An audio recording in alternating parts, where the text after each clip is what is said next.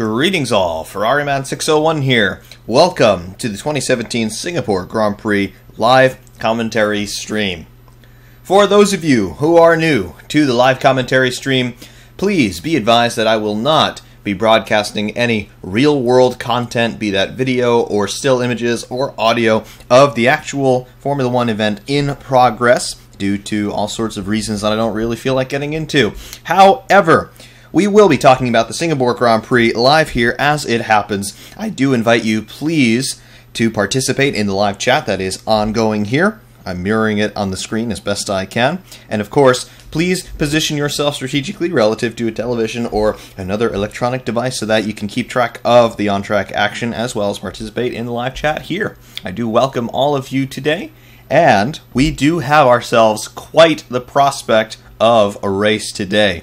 There are reports of rain on the grid, and with it just about 10 minutes to go before the start of the formation lap, it is far too late for teams to change the setup. It is far too late for any sort of big adjustments to be made to the cars. The only adjustments that the drivers will be able to make here is to choose intermediate or wet tires. It has never rained at the Singapore Grand Prix, and it has never rained at night in a Formula One event, so we are headed into uncertain territory for sure. To those of you who have joined so far, hello, good morning, good afternoon, good evening, wherever you happen to be in the world. The starting grid for today's Singapore Grand Prix is rather intriguing. On pole, we have car number 5, the number 1 Ferrari of Sebastian Vettel. In P2, we have Max Verstappen, and in P3, we have Daniel Ricciardo. Red Bull by far looking like the strongest team on the grid for this Grand Prix weekend. P4 for Kimi Räikkönen in the second Ferrari. P5, Lewis Hamilton, all the way down in P5. Mercedes definitely on the back foot today. P6 for Valtteri Bottas in the second Mercedes. P7, Nico Hülkenberg for Renault. And P8, let's have a round of applause for Fernando Alonso qualifying the Honda into Q3, P8 on the grid, and P9 his teammate Stoffel van Dorn. Absolutely tremendous showing from Honda. Could they be on for a double points finish today? Anything is possible. P10, Carlos Sainz for the first of the Toro Rossos. P11, Jolyon Palmer in what could well be his last Formula One appearance. P12 for Sergio Perez of Force India. P13, Daniel Kvyat in the second Toro Rosso. P14, Esteban Ocon in the second Force India. P15, Romain Grosjean for Haas. P16, his teammate Kevin Magnussen. P17, Felipe Massa for Williams. He's followed in P18 by his teammate Lance Stroll. P19, Pascal Wehrlein for Sauber. And P20, Marcus Ericsson in the second Sauber. Hello, hello, hello, everyone. How are we today? Are we looking forward to this race?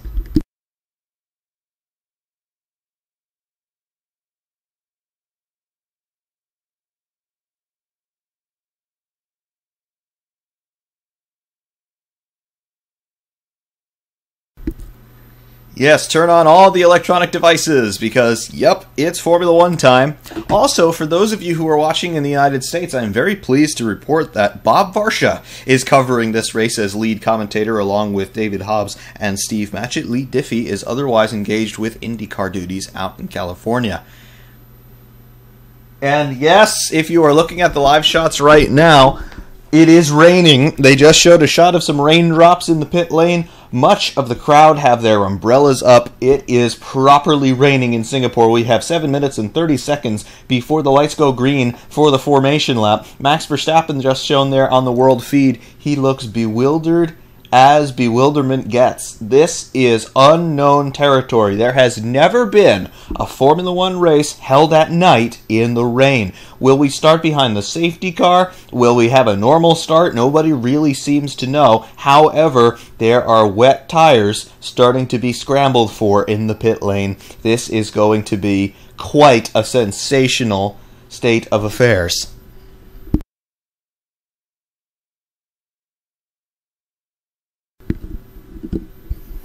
And in answer to your question, I am not actually showing you Formula One content. I am talking about Formula One content. I am not showing you any live video. I'm not showing you any images of the session in progress. I am simply talking about Formula One. So I, under my free speech rights in the United States, as well as under the United Nations Declaration of Human Rights, I have every right in the world to talk about whatever I want to talk about. However, I just can't show you anything that is not rightfully mine. So that's what's going on here today. I am not showing you the real world race. That's why I am recommending that you position yourself strategically relative to my voice and a television or other device on which you can actually watch the race unfold. I'm only talking about it.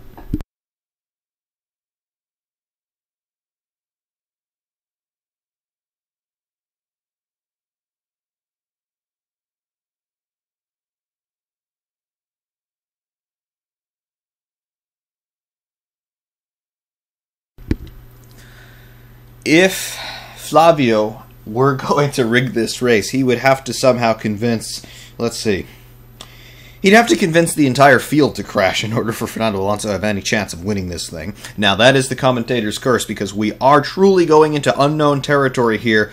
Nighttime, in the rain, anything can happen. And of course, this is Singapore. This is one of the most difficult tracks in Formula One. So, yeah, anything is going to happen here. I am unbelievably excited for this race because, number one, those of you who have heard me talk about this, I hate Singapore. I really do. I think the track is absolutely ridiculous. Singapore itself, it's a wonderful venue for a race. However, I know that they're limited with the cityscape here in terms of the street plan and whatnot, but the track could have been so much better. Every corner's a 90-degree corner around concrete barriers. It just looks terrible.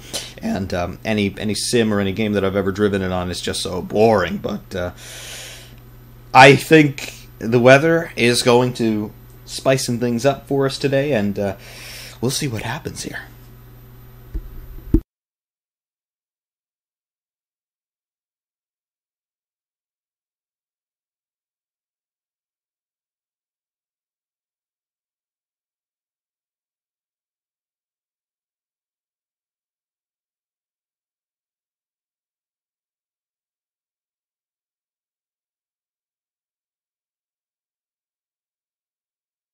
Deadpool, that is certainly good to hear that your injuries are definitely on the mend. That's not a fun place to be, certainly.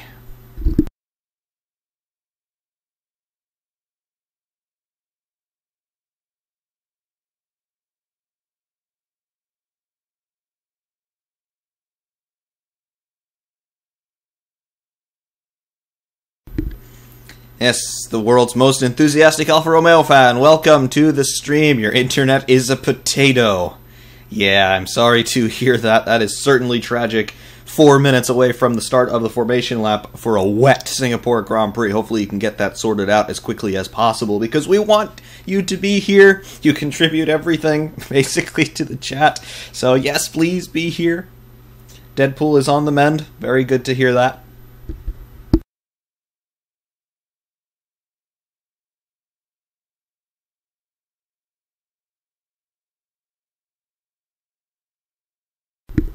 I can't even begin to hazard a guess as to what the podium or top 5 positions are going to be, because it's Singapore and it's at night and it's in the rain.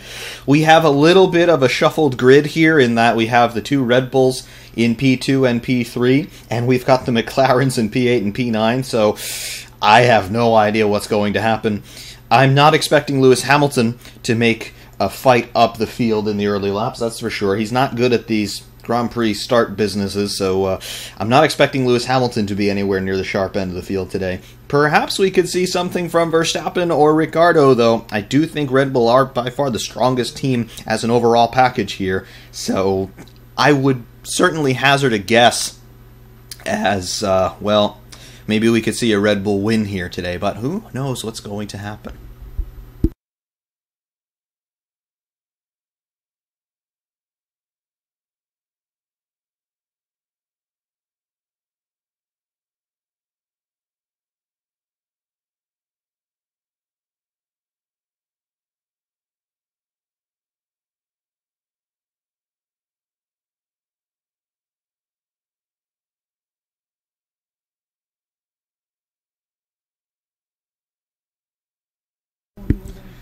Yes, being an F1 fan in the United States is genuinely a trial and tribulation all at the same time, because, yeah, it's the hours are bad. Just generally the days are bad, and you got to wake up early. You've got to go to bed early the night before, and yeah, it's a pain, but it's worth it because we're gonna have days like today. It's yeah.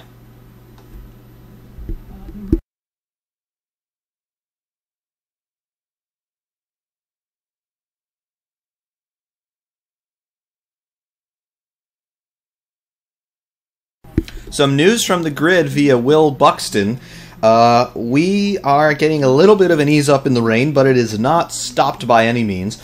Nor are we going to get a safety car start, according to Charlie Whiting. He says that if the rain continues as it currently is, and we've only got another minute before the start of the formation lap, we're going to see a conventional standing start. That's going to be fantastic if we can actually see that. Also, about the 3,000 subscriber special, there it is. Those of you who can see my screen for the moment, yeah, you're going to see it, the 3,000 subscriber special, a little bit later on today. I drove a Formula 2000 car a couple of months ago, and I've been thinking about how I want to present it to you, but the 3,000 subscriber milestone, that is certainly good context to present something like this. So it's just about an hour long. It's a little over an hour long, actually. The first half of it is just me talking about the YouTube channel, talking about the Formula 2000 experience, and then you're going to actually see some onboard video of me driving the Formula 2000 car. So that's what's going on right now. You're going to see that video a little bit later on today. In the meantime, the formation lap is underway. We have one of the cars smoking rather heavily. I think it was one of the Toro Rossos, just some oil purge smoke, no problem. Let's have a look at these track conditions. It is wet out there. Look at that. As far as I can tell, everybody now running on the full wet tires. But let's see what those conditions are like. No! Not everybody is on the full wet tires. We have got ourselves an intermediate runner in Sebastian Vettel. Is he absolutely crazy? Or is this an inspired decision?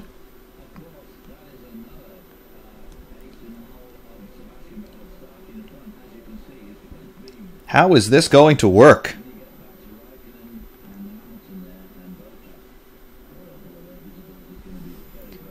Oh boy.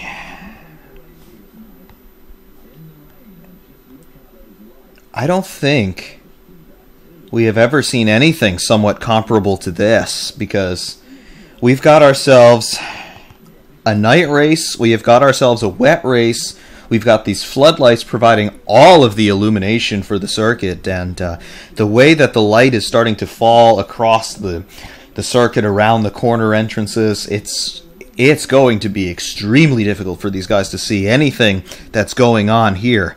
And it's just, wow. We have never seen anything like this before.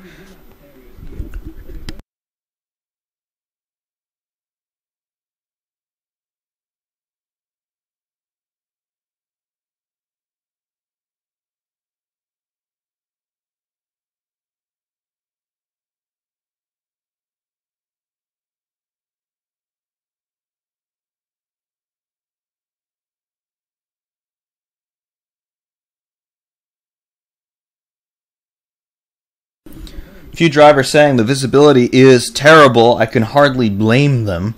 This is unknown territory. Nobody has ever seen this before. The drivers notwithstanding, so nobody really has a clue as to what to expect here.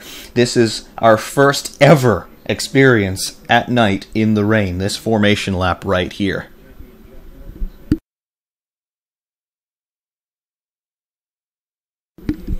I am still working to get my live timing up here. I can't actually see the entire tire allocation for the field. I know Vettel is on inters. I'm trying to figure out who else is on inters just visually.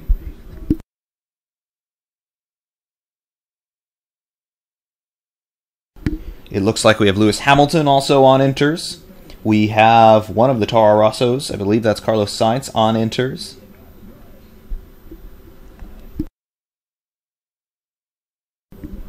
Field is coming up to form the grid.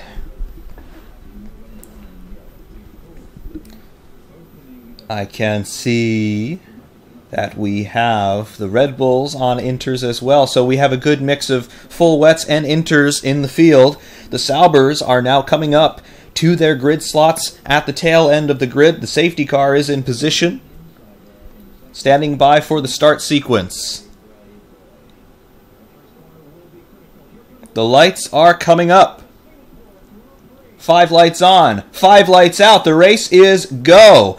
Good start by Max Verstappen in P2. Good start for Kimi Räikkönen, and there's been a massive accident immediately between Kimi Räikkönen and Max Verstappen. Both cars appear to have terminal damage, and we have a McLaren taken out in turn 1 as well by the pirouetting car of Max Verstappen. This is going to be a safety car out for sure, I'm going to say. Charlie Whiting will not be entertained by this. Kimi Räikkönen and Max Verstappen out of the race in turn 1. Sebastian Vettel is going backwards from the start of the field. He is driving backwards down the road here. Safety car is out. Sebastian Vettel making no attempt to get his car stopped. The front end is completely missing from the SF70H Ferrari. Vettel now spinning the car back around, and he has massive damage to his car. He is spewing oil and fluids all over the circuit. The left-hand side pod has been completely ripped open. Kimi Räikkönen and Max Verstappen walking out of their cars. They seem to be okay. They are not making any attempt to talk to each other. I'm not sure either man entirely knows exactly what has happened. I certainly don't know what has happened either. We need to see replays.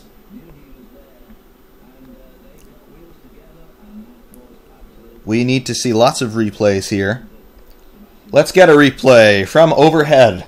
The start gets underway. Räikkönen makes an absolutely blistering start. He clips Max Verstappen, which gets him into Sebastian Vettel, I believe. And then Räikkönen hits Verstappen again, and one of the McLarens gets taken out. I still cannot identify what McLaren that was hit by Max Verstappen in the second impact between he and Räikkönen. In replay, Verstappen moves over toward Räikkönen, and I don't know if he realized just where Räikkönen was at the time. Was that Fernando Alonso in the McLaren that got hit? I believe it actually was. Believe it or not. Look at this. I still can't quite identify that McLaren. The replays have not been good here. On board with Verstappen.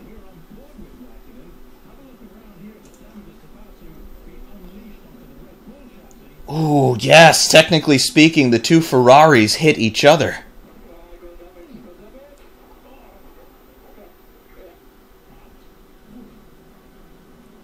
Ooh, that was one of the most brutal starts to a race that I have seen in quite a long time.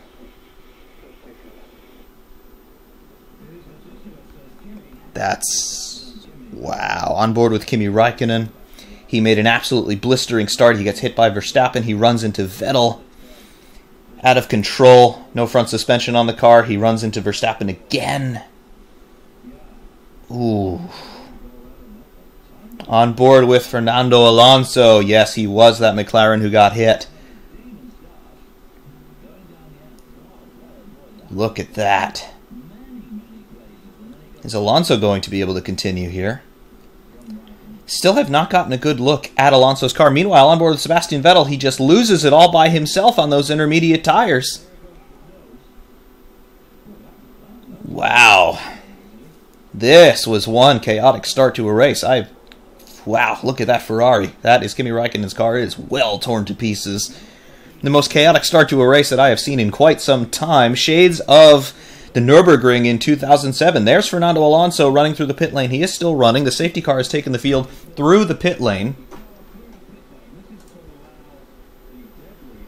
I don't know if we can really lay blame in Fernando Alonso's direction or Sebastian Vettel's direction, or in actuality into Kimi Räikkönen's direction, because Räikkönen had made the move and Verstappen, from what I could tell, was drifting over to the left, and there was just rubber-to-rubber contact between Verstappen's car and Räikkönen's car, but Verstappen was moving over to the left and Räikkönen was holding his position. If there is anybody to blame for this, preliminarily I have to say it was Max Verstappen.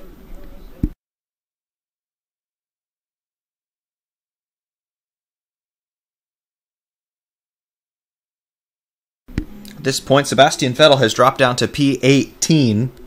Ferrari once again appear to have thrown away a near certain chance of outscoring Mercedes.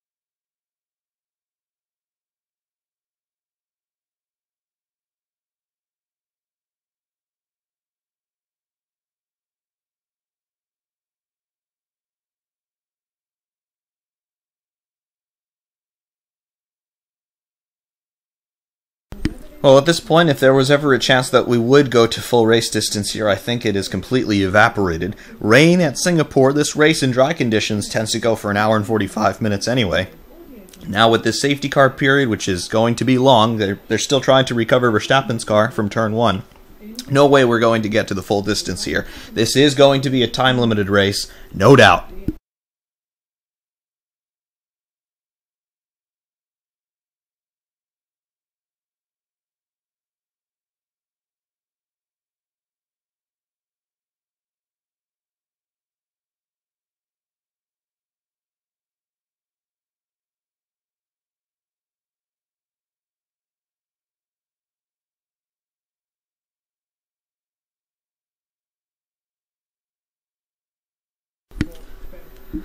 I don't see how Ferrari are going to be able to repair Sebastian's car. There was extensive damage to the left-hand side pod, and I'm pretty sure I saw fluids leaking from it. Unless Ferrari have some absolutely miracle-working duct tape, there is no way whatsoever that they're going to be able to get that car running.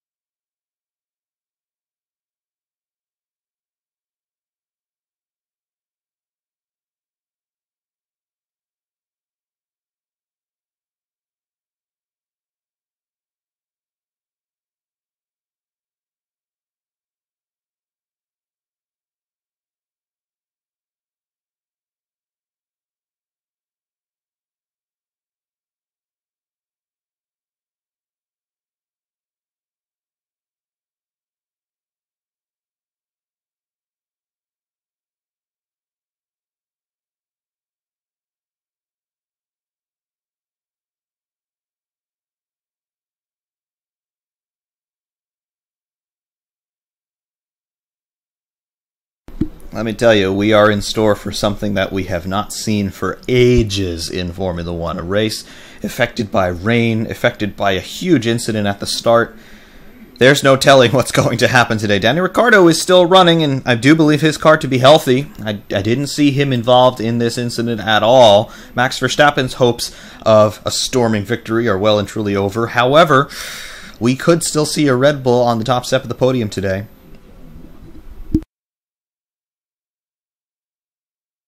I have no idea how Alonso is still running. Perhaps it is that legendary Honda reliability. However, Alonso is still running. And as far as today has been going so far, anything can happen.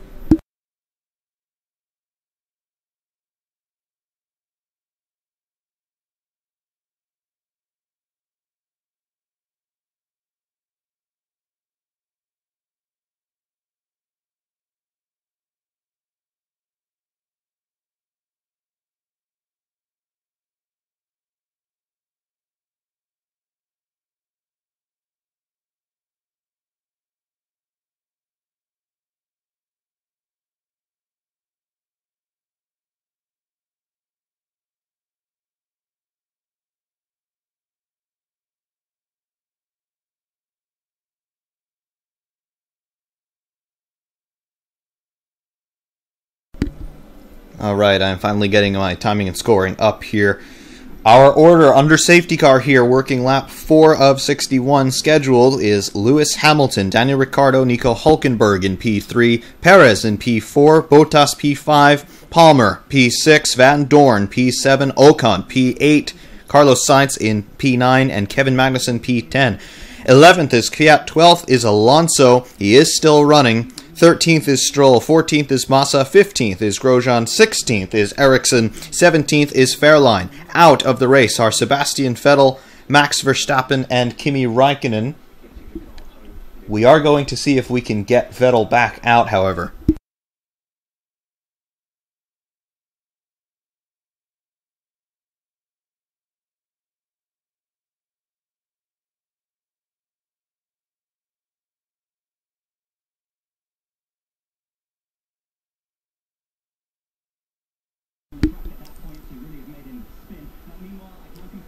The turn 1 incident between Räikkönen, Vettel, and Verstappen and Alonso going to be investigated after the race. We have a report that the rain has stopped. I'm going to see if we can substantiate that report as Giancarlo Fisichella looks on from the Ferrari garage.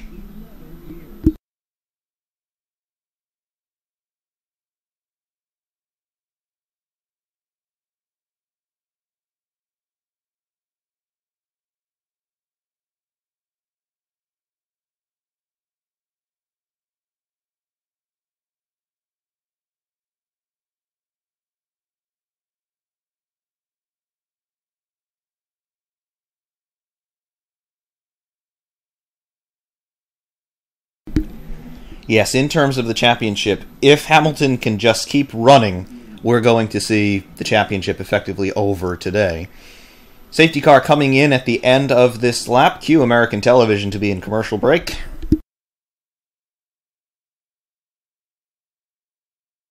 Yes, in terms of blame here, I saw Verstappen moving to the left as Raikkonen came alongside. I did not see Raikkonen moving from side to side there. He was just holding position into turn one. If anybody was actually moving, as in changing line, it was Verstappen. However, the replays we've seen have all been very, very fast and frantic, so yes, more analysis is needed for sure.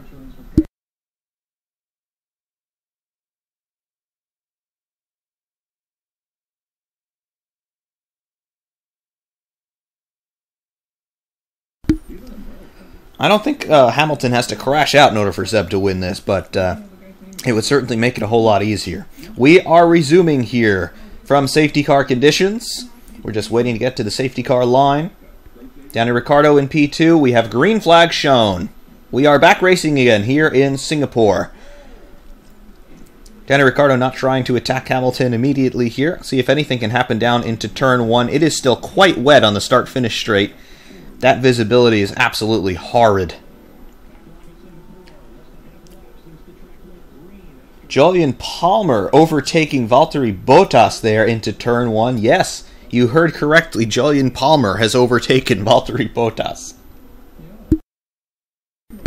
The tire allocations here, we have Hamilton and Ricciardo on inters, Hulkenberg through Palmer on wets, Bottas on inters, Sainz on inters, Kvyat on inters, Stroll on inters, and Grosjean on inters. Everybody else is on the full wet compound.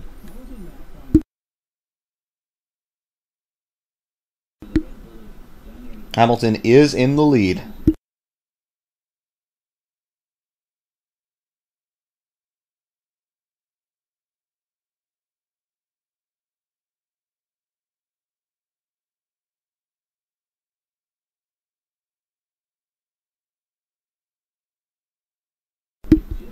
It is still quite wet here all around the circuit. We're nowhere near that crossover point between wet tires or dry tires, and I'm still not entirely sure that we're firmly in intermediate territory.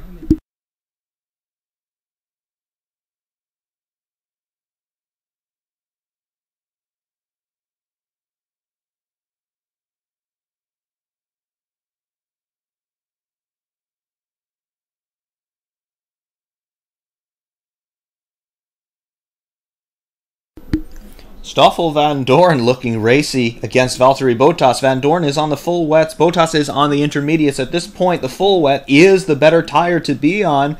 Valtteri Bottas really struggling in these conditions with the intermediate tires. Vandoorne looks set to overtake the Mercedes. Never thought I would say that this season.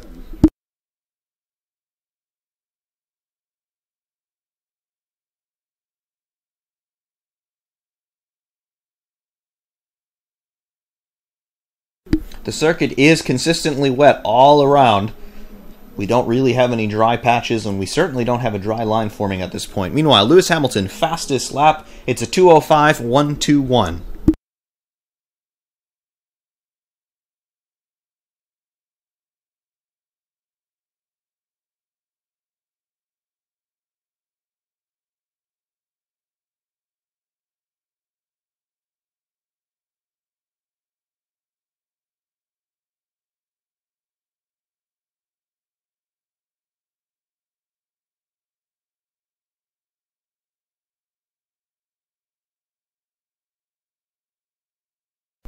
Fernando Alonso has found his way into P12.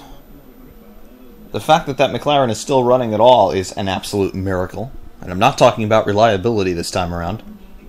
Lance Stroll looking at Fernando Alonso. Ricardo radio.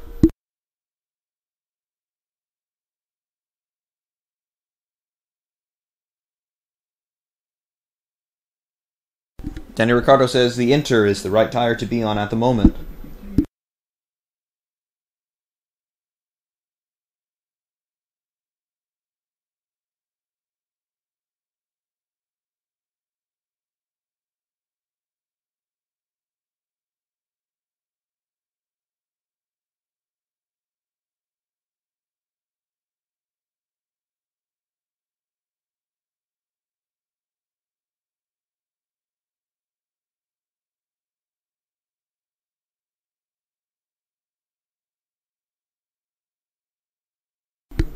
On board with Lance Stroll there, he's getting wheel spin all the way up into 5th gear. He is running on those intermediate tires, and he is looking racy with Fernando Alonso. Take a picture, Lance. I'm not sure you're ever going to see the back of Fernando Alonso's car for position again, but hey, who knows?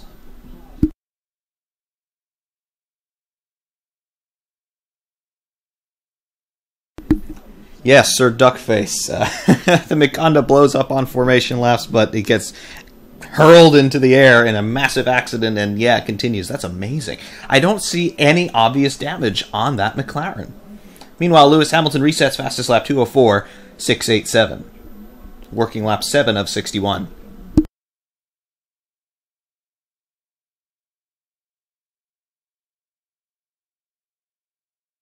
Fernando Alonso cedes that position to Lance Stroll and as well to Felipe Massa.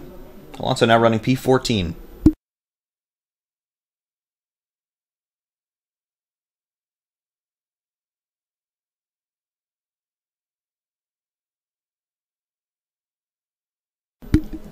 McLaren have lost all telemetry from Alonso's car. There is some damage to that McLaren. I can see that now. The left-hand side of the car is pushed in a bit. There is some damage on the side pod. Some internal components are exposed. I would not at all be surprised if some water has gotten into those control boxes there and shorted out the telemetry. What else is going to short out on the Mikanda? We're going to find out.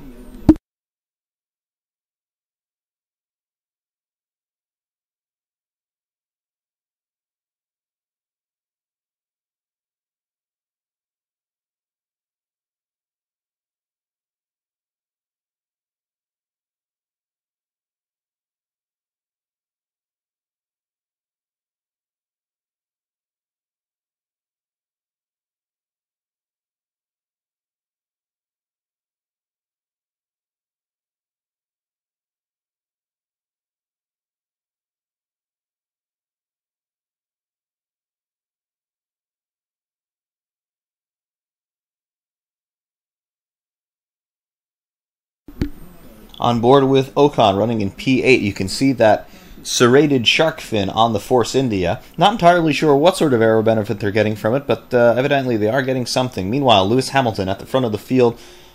Can't tell if he's put in another fastest lap. I don't believe so. However, he has a significant gap to Danny Ricciardo. It is around about 5 seconds at the moment. Yes, indeed, Lewis Hamilton has put in another fastest lap at 2:04.425.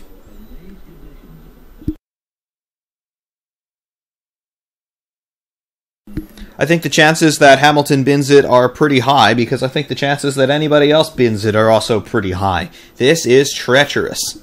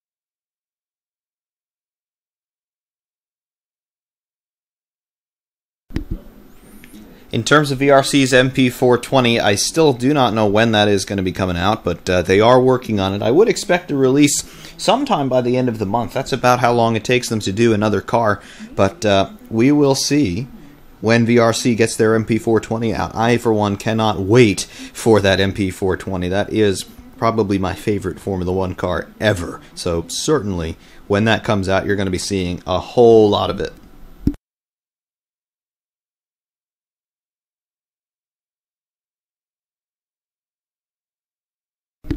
It is not raining at the moment, but at this point we can never be too careful. We are in Singapore, we are in Southeast Asia. It's an area of the world known for its freak rain showers, and they can be absolutely monsoonal, and that's what we saw before, right before the start of the race. I do not think we're out of the woods in terms of rain for this Grand Prix.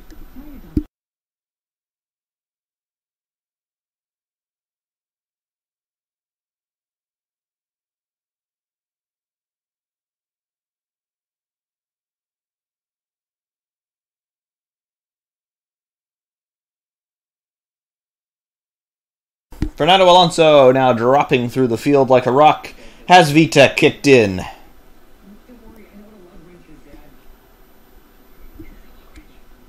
Meanwhile, Toro Rosso on a Force India. U.S. television is in obligatory commercial break, however, so I cannot confirm anything about Fernando Alonso or about what's going on between Carlos Sainz and Esteban Ocon at the moment.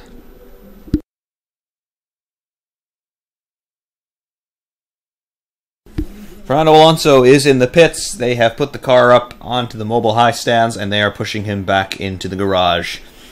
VTEC, once again, for Fernando Alonso.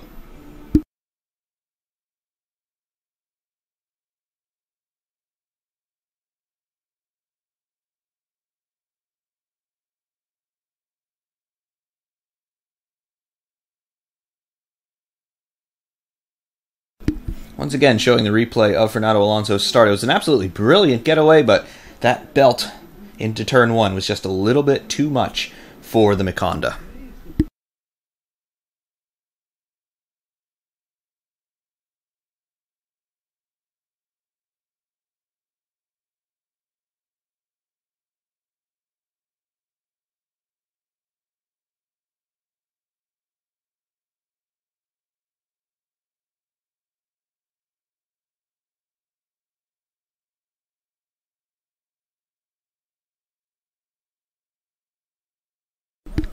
There is that damage on the side pods, significant damage at very least to the outer body work, and then it was exposing some insulation on the inside. Generally, yes, I do believe that is the reason for at least some of the failures we have seen on that McLaren.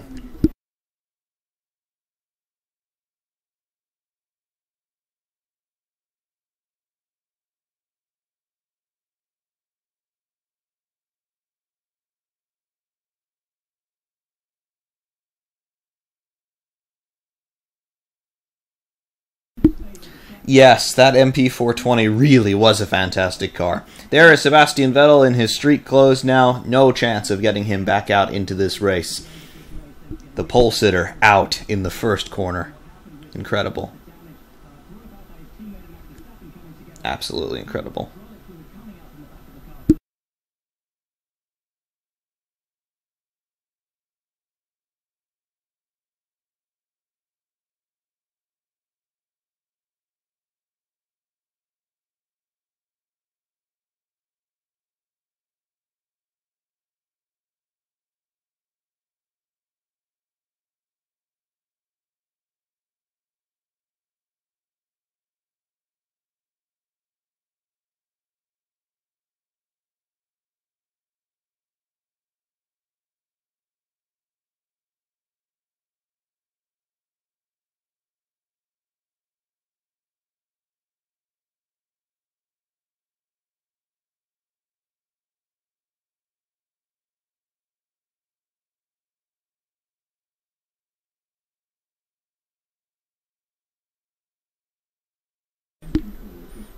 So at this point, working lap 11 of 61, officially out of the race are Fernando Alonso, Sebastian Vettel, Max Verstappen, and Kimi Räikkönen.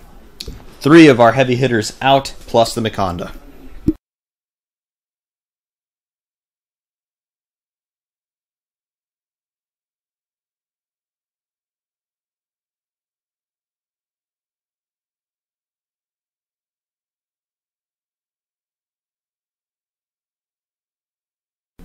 Yes, practically speaking, Sebastian Vettel's championship chances are effectively zero if Lewis Hamilton is able to win this race. Hamilton was not expecting to be in this position.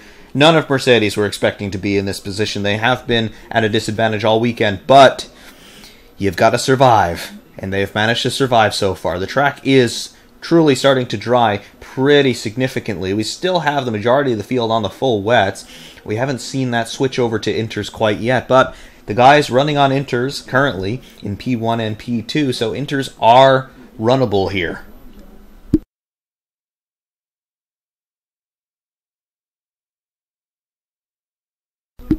And we have a Toro Rosso into the barriers. It is Daniel Kvyat. The torpedo has torpedoed the barriers. He does appear to be entirely okay.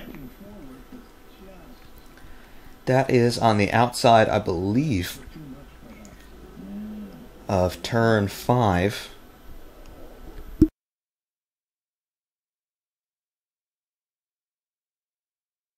Kvyat is climbing out of the car. Safety car deployed on lap 11.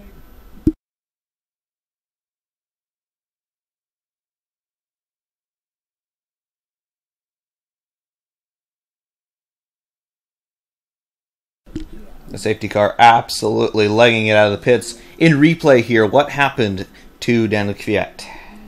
He locks up the left front, and then the car just doesn't turn. Boom, into the barriers.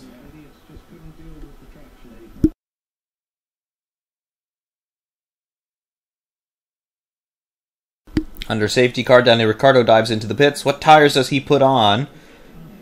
He cannot entirely tell what tires he's on. I believe he's gone on to another set of the inters.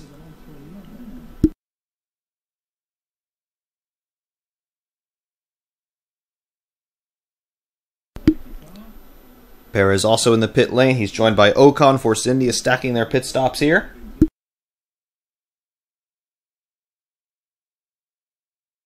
Intermediates on for Perez.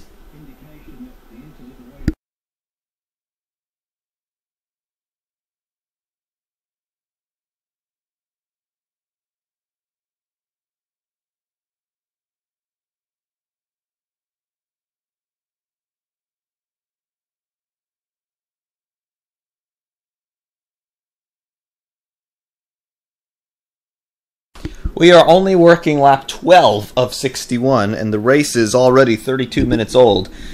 We're not seeing full distance by any stretch of the imagination here today.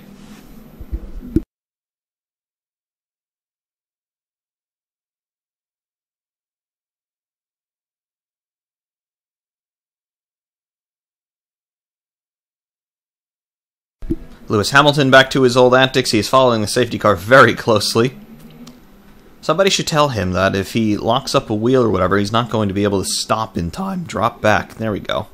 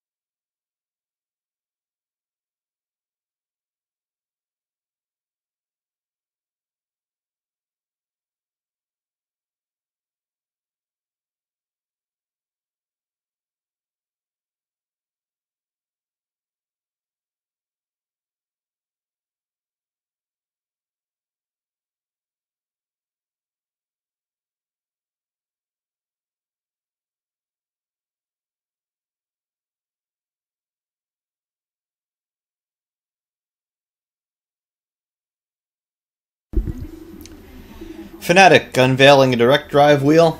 Good for them. I can't afford it. That's what I think of it.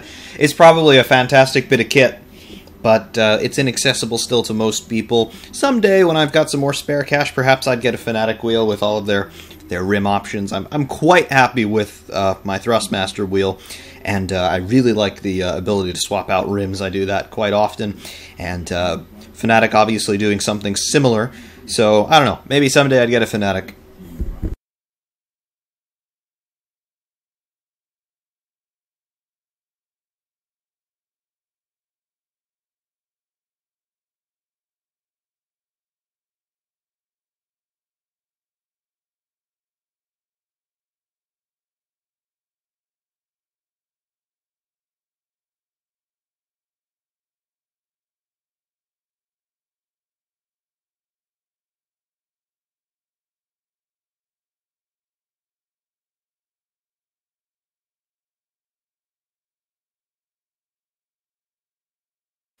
We had contact there between Felipe Massa and Stoffel Van Dorn behind the safety car. It appears that neither of the guys is worse for wear.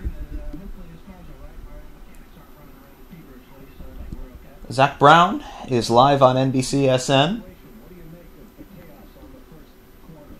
What does he think of things? Here's that replay of the contact between Van Dorn and Massa. Massa coming from behind. Yeah, it was straight up rubber-to-rubber contact. No damage to either car, as far as I can discern. Looks to be just a misjudgment from Massa.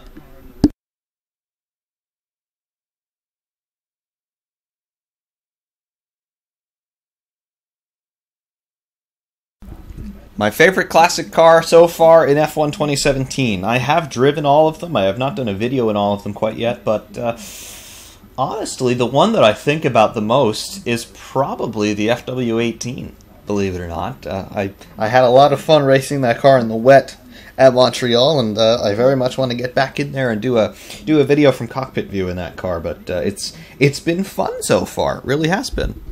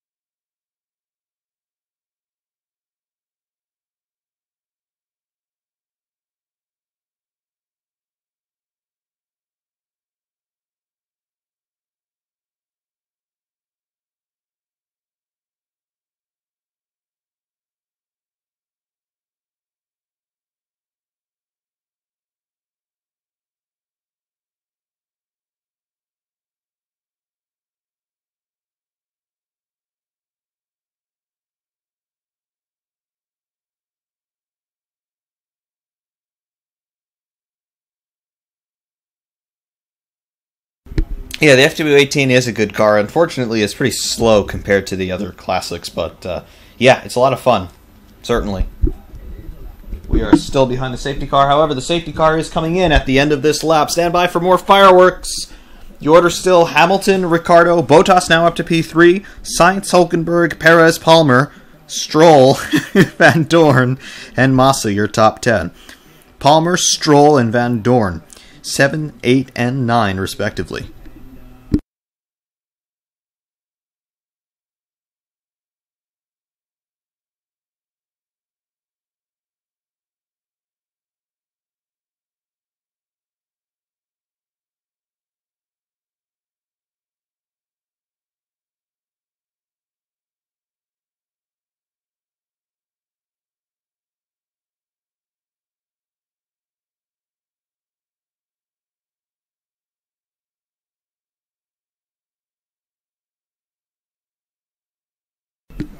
Lewis Hamilton is now the de facto safety car. He's backing the field up at his discretion. Daniel Ricciardo hanging right on his gearbox here. When will Hamilton blink? Anytime now. He's getting a little bit more heat into his tires, certainly. And at the end of this little chicane, certainly, we're expecting Hamilton to put the hammer down in his latest installment of Hammer Time.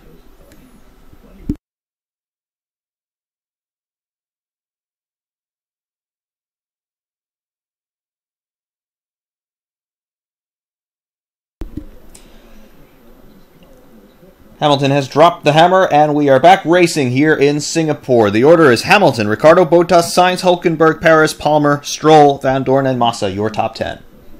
How close can Daniel Ricciardo stay to the tail end of the Mercedes and attempt a challenge into turn 1? It's not very likely, however, we are going to see right now. Hamilton immediately puts a gap to the tune of 1 second over Daniel Ricciardo. That Mercedes has a lot of magic on the restarts.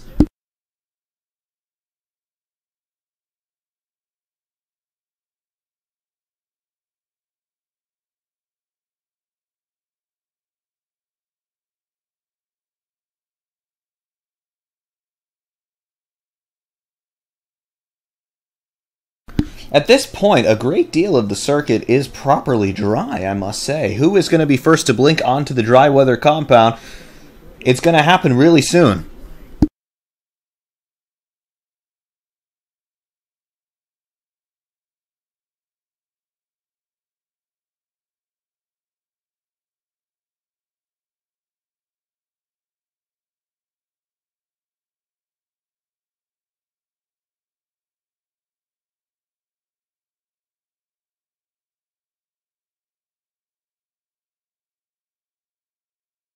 A great deal of this track is absolutely dry. It is time for somebody to try slicks here. Whoever tries slicks first is going to be in that pound seat as the conditions are at the moment. There's very little opportunity for the drivers to find water, even offline, to try and cool these tires down. It's time for slicks, boys. Who is going to do it?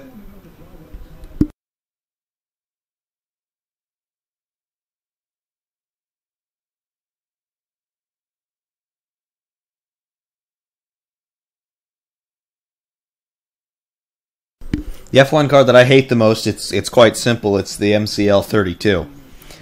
The car was destined to be hated by me from the instant it was ever conceived. MCL? What the hell is MCL? McLaren cars are called M or MP4. I understand Ron Dennis leaving the team. That gets rid of the Project 4 Racing Association and therefore the nomenclature in the McLaren cars. However, McLaren, before the involvement of Ron Dennis, they just called their cars M and then whatever number it was. So I don't understand why they couldn't call this car the M24 or whatever it would have been to resume that old series of M cars, but they did not. They decided to go for a completely new nomenclature, MCL. I think it looks absolutely ridiculous.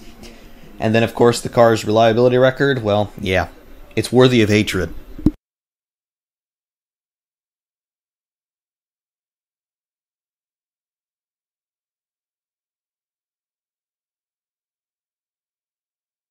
Hamilton fastest lap at 2:02.612. He is on those older Inters. They are not the right tire to be on anymore as far as I'm concerned. Somebody needs to try slicks because most of the corners are almost ready for those slicks.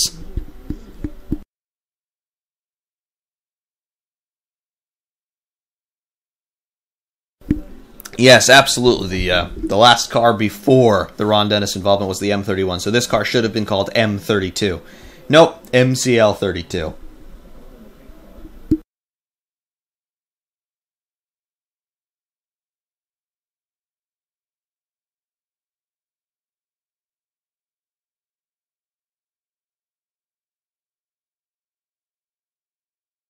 The track may well be drier than it actually is. I'm just looking at the cars down the straights, and they're not really putting up so much of a rooster tail anymore. So, as far as I can tell, at least online down the straights, it's dry. A lot of the corners appear to be dry as well, but then again, it's nighttime. We can't really get the full sun glint effect to really tell if it's wet or dry. So perhaps it is still a bit wetter than it looks.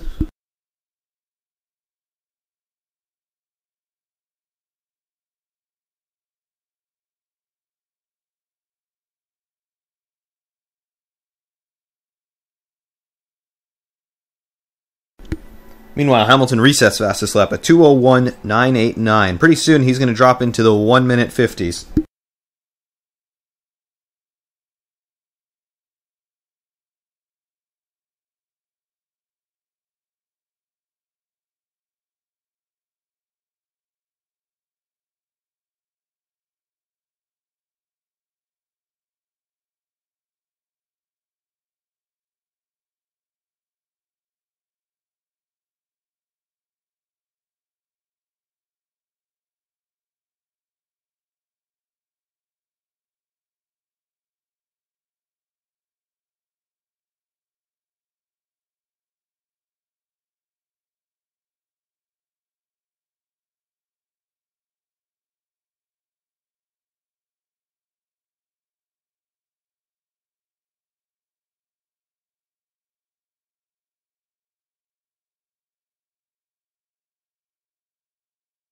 Meanwhile, on the channel side of things, if anybody is actually watching my video feed, yeah, just getting the 3,000 subscriber special up and running. Got 11 minutes to go with our parallel upload here.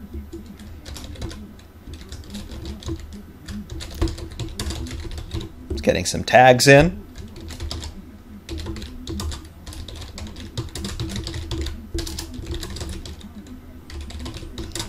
The all-important tags, trying to get people up to find the video. Of course, those of you who are subscribed, you'll get your alert, however you choose to get your alert, a little bit later on. Still haven't decided exactly when I want to release this video, but it will come out today.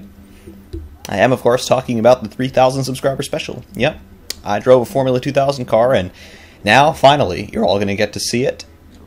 You're also going to get a link to an unlisted video, which is the full onboard video, with no commentary, of course.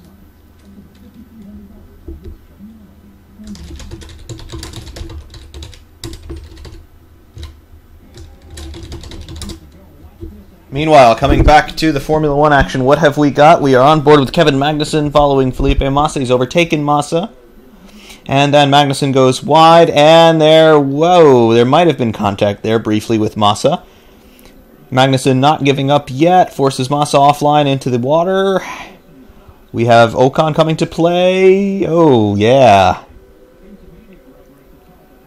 Whew. That was sketchy, but nobody's worse for wear. Pretty cool.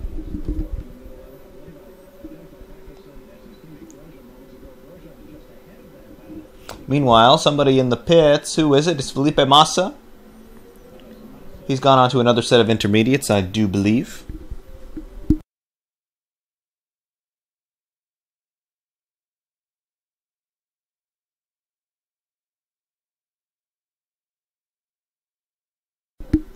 Will Buxton interviewing Sebastian Vettel.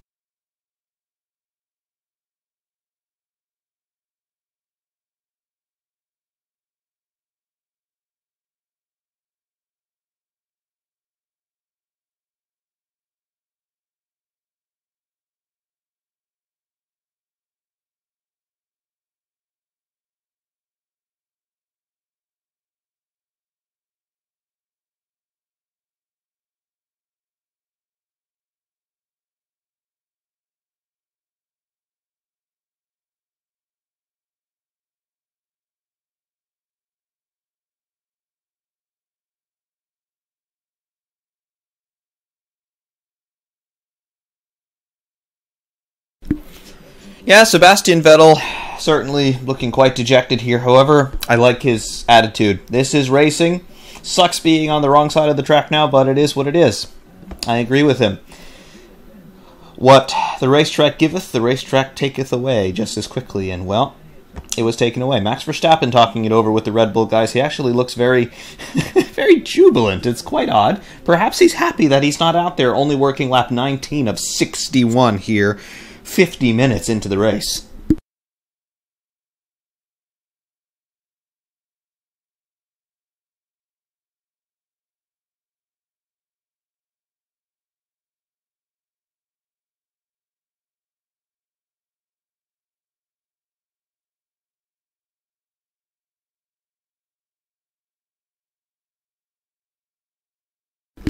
Daniel Ricciardo, asked by Red Bull about the track conditions, he says, well, some areas are really dry, but the wet areas are still too wet.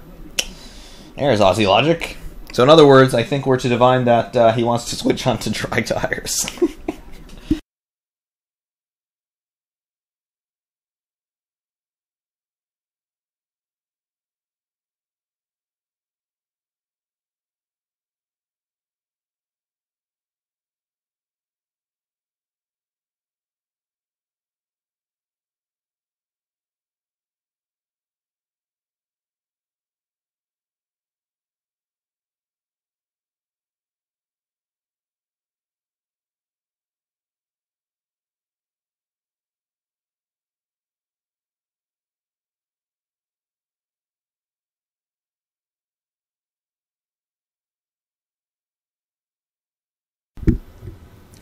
No, all is not quite lost for Sebastian Vettel.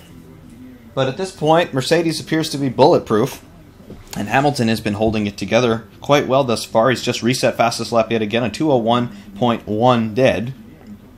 He is going to be breaking into the 1:59s before too long, and then we'll decide whether or not people are going to start to go onto the dry weather tires. It is not raining anymore. It has not rained now for about 30 minutes, and, well, track conditions are improving all the time. The only reason that I can figure out that Max Verstappen would be smiling is that he is not driving out there right now, working lap 20 of 61, now almost an hour into this race.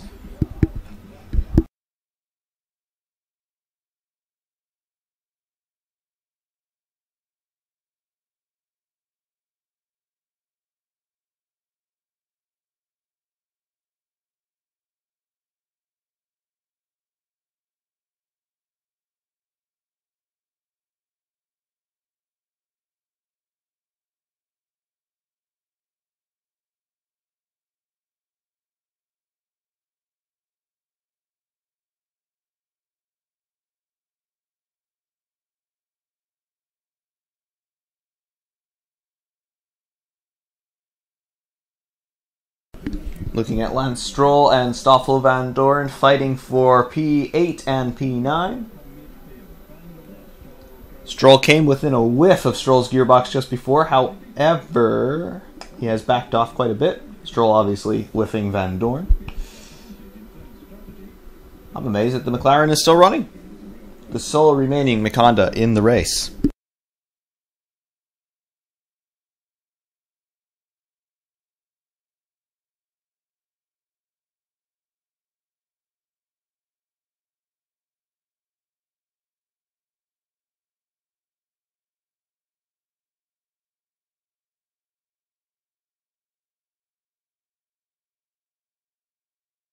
Stroll very nearly replicating the feat of Daniel Kvyat at the same corner, locking up the left front tire and then going out quite wide. He did not quite make the barrier though. And that turn 1 accident is highlight reel material for the rest of the season and beyond, I do have the suspicion. Lewis Hamilton resets fastest lap, 2 minutes, .985.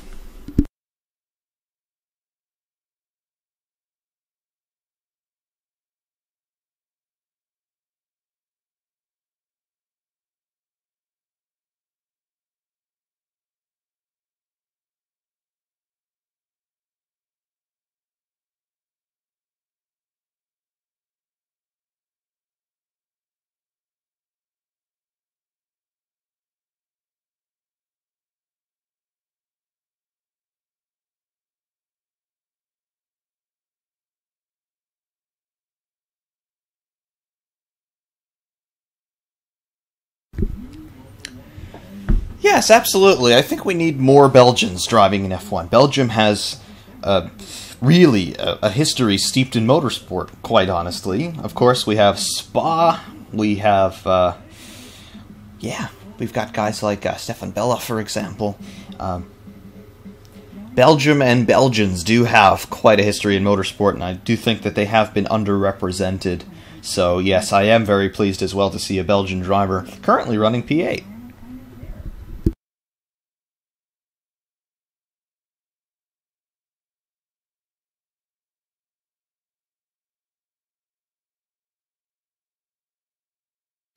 And Belgium in general is quite an interesting place. It has a very interesting history all its own. I mean, all of you speak 3-4 languages. It's pretty amazing.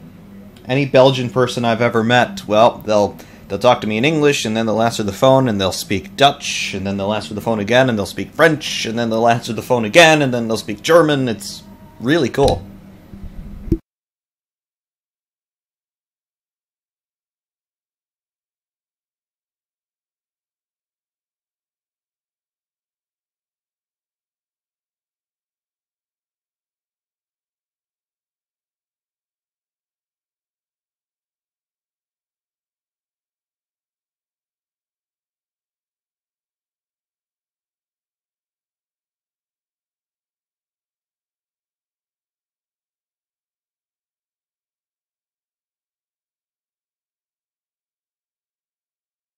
Meanwhile, at the sharp end of the field, Lewis Hamilton continuing to set fast lap after fast lap. The last lap was 2 minutes, .797.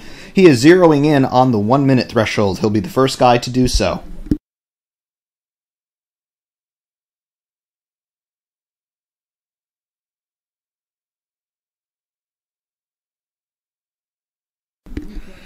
Yeah, I don't think Mika Häkkinen is going to make any comeback for Mercedes, let alone in 2021. But if he did, we then also need to get David Coulthard driving the second car and resurrect the old glory days, the McLaren Mercedes guys in the early 2000s.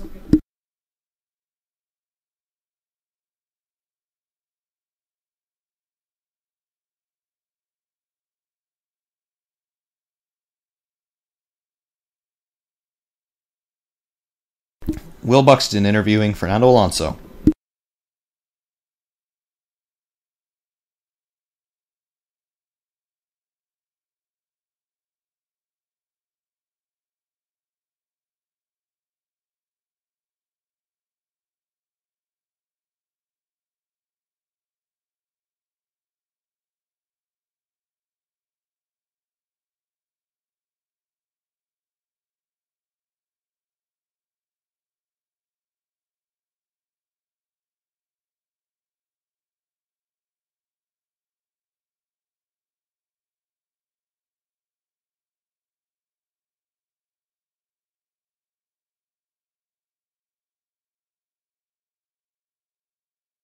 Fernando Alonso sounding chipper as ever. He is so used to being out of races at this point, I don't think it phases him in the least anymore.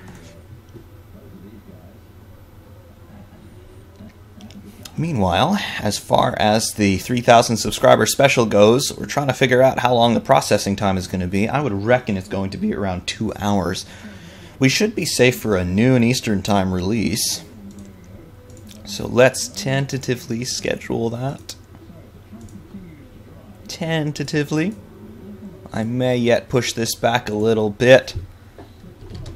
However, for the moment, that's what we'll do.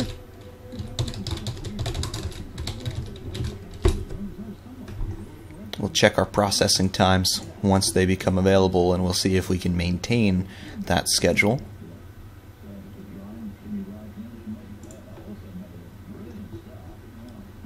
Oh, absolutely, this chat definitely would have blown up had Alonso managed to take the lead. Alonso was not to be.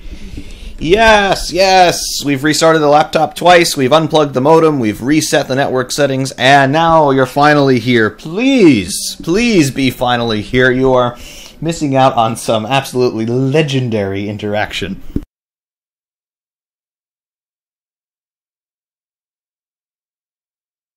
The entire field now running on intermediate tires, working lap 24 of 61 of this Singapore Grand Prix. The gap between Lewis Hamilton in P1 and Daniel Ricciardo in P2 is 4.327 seconds.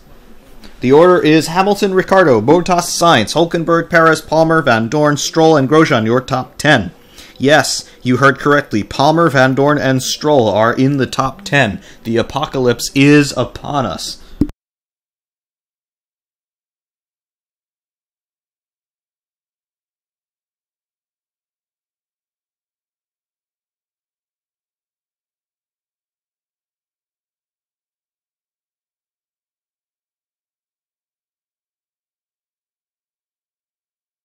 All you need to do with your laptop is throw it on the floor a couple of times, then it'll fix itself, if it really is just like a McLaren.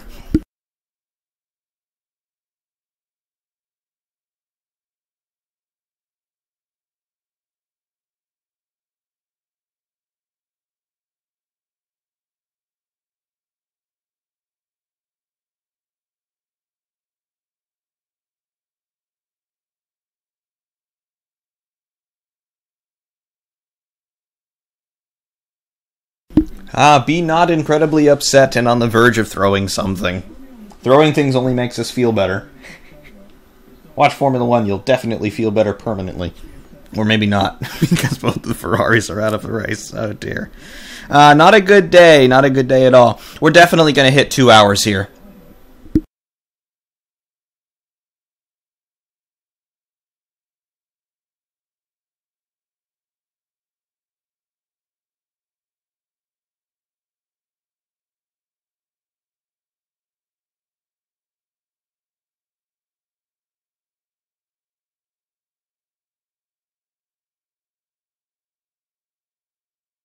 Lewis Hamilton resets fastest lap yet again, 2 minutes, .372. He is methodically working his way down below the 2-minute barrier. Meanwhile, Carlos Sainz running in P4. Yeah.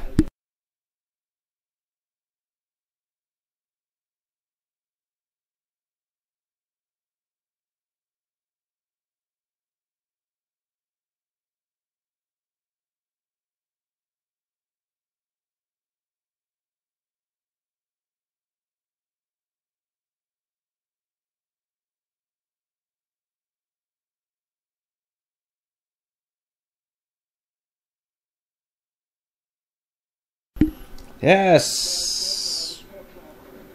We have Magnussen coming into the pits here.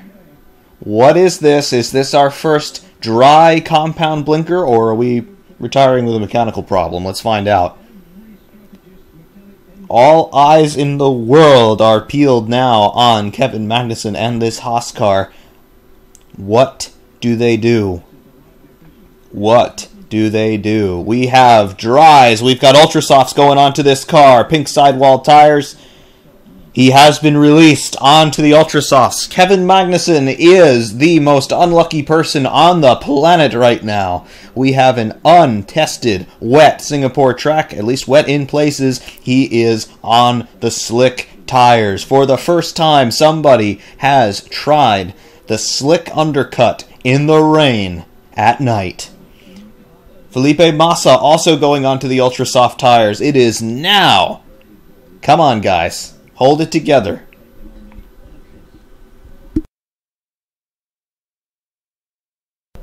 Magnussen coming up to speed. It is essentially totally dry down the long straights here. The corners are where there is still a little bit of water. Certainly offline. There is very much a dry line around most of the corners, so if Magnussen can just hold it together around the corners, it should be okay. And once he gets temperature building in those tires, the grip will be alright, even if he does wander offline a little bit. What are the lap times now? Meanwhile, Lewis Hamilton sets fastest lap of 1:59.952. Fastest lap of the race. Hamilton, the only car running in the sub 2-minute category.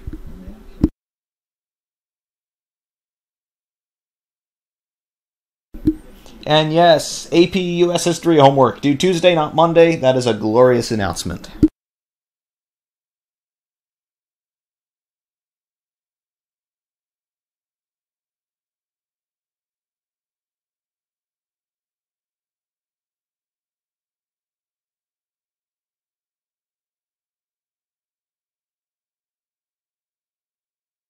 What are the lap times from Kevin Magnussen and Felipe Massa?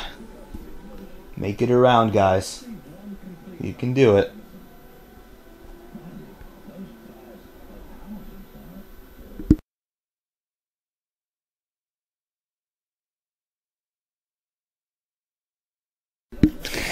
Dane, in changeable conditions with a Ferrari engine based on Larson from F1 2017. Magnussen will be leading the race by 30 seconds within 2 minutes. Yes, I agree with that assessment for sure.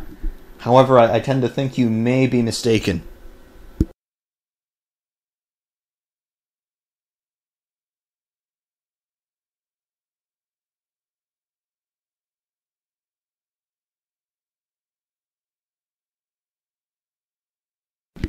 Still waiting for an actual flying lap time from Magnussen or Massa.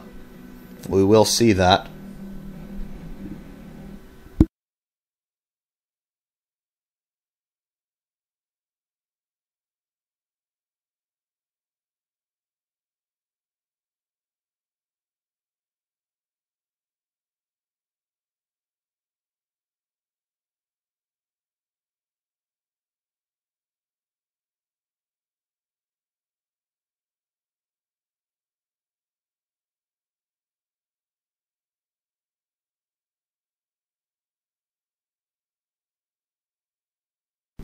Yeah, I agree. We need V10s back.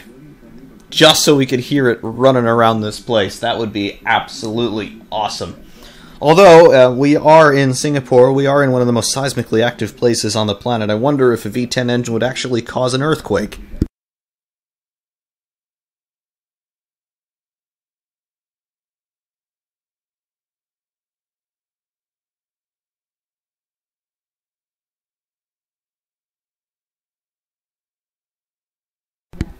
Yeah, a 2004 car on slicks. That would be absolutely tremendous. They're already the fastest cars of all time. Could you imagine if you threw a set of the Ultra Softs on one of those and did a couple flying laps?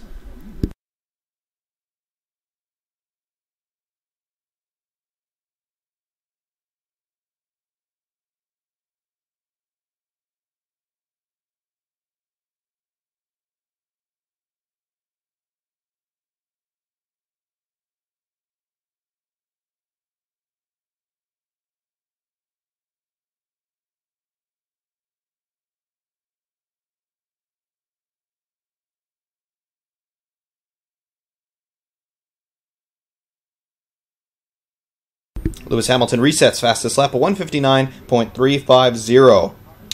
Times from Kevin Magnussen, we have 2 minutes, .817. Felipe Massa, 2:02.273. It is still not quite time for the slicks.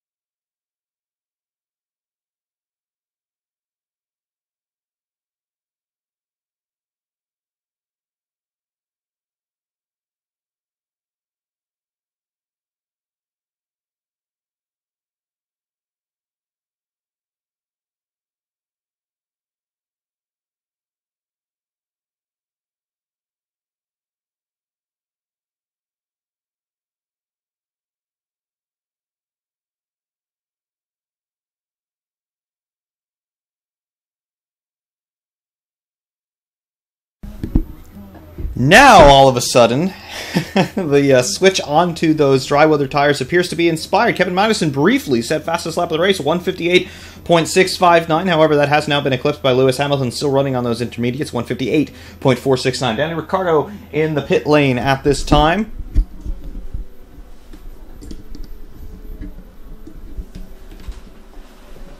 There's a flurry of activity in the pit lane. We just need to see what's going on here. Ricciardo, I believe, going on to those dry tires. Bottas also in the pit lane at this point. Ericsson in the pit lane. Red Bull boys going on to the Ultra Softs. It is time, boys. Let's do it.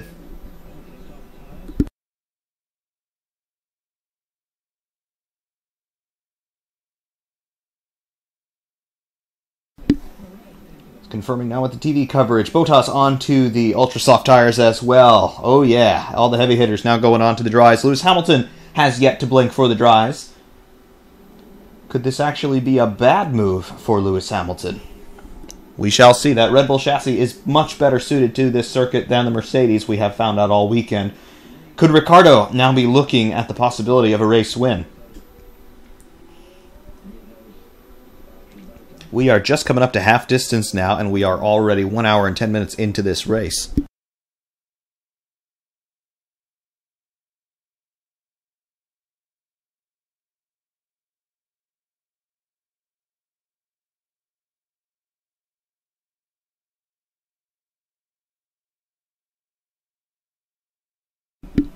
Yeah, Ricciardo 41 seconds behind Lewis Hamilton. Magnussen sets fastest lap, 157.671. The other guy running in the 157s right now, Lance Stroll.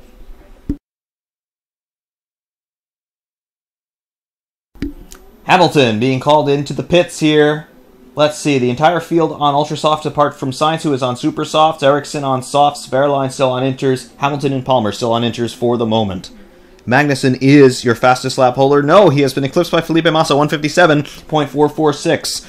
Hamilton in the pit lane. Undoubtedly they will switch onto the Ultra Softs, and indeed they have. Good stop by the Mercedes guys for Lewis Hamilton. He should comfortably resume in the lead.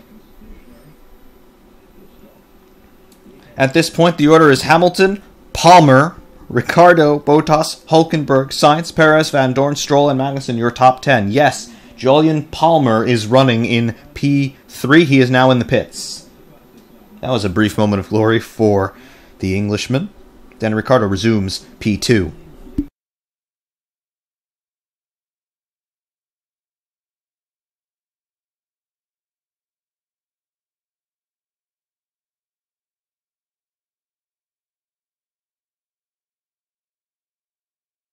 Now we get to see the relative pace of Hamilton to Ricciardo. How fast can that Mercedes go on the slick tires? How fast can the Red Bull go on the slick tires?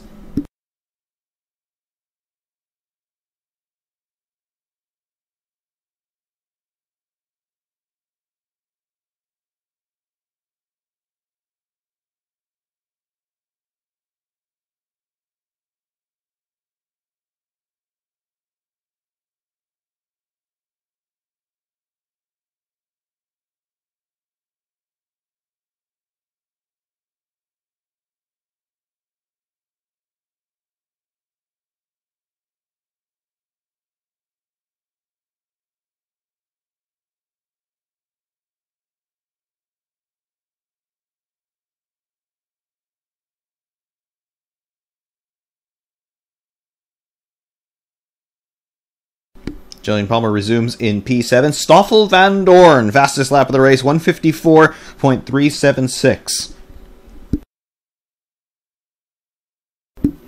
Hamilton had about 35 seconds to his name over Jolyon Palmer at the time, so that's how he retained the lead.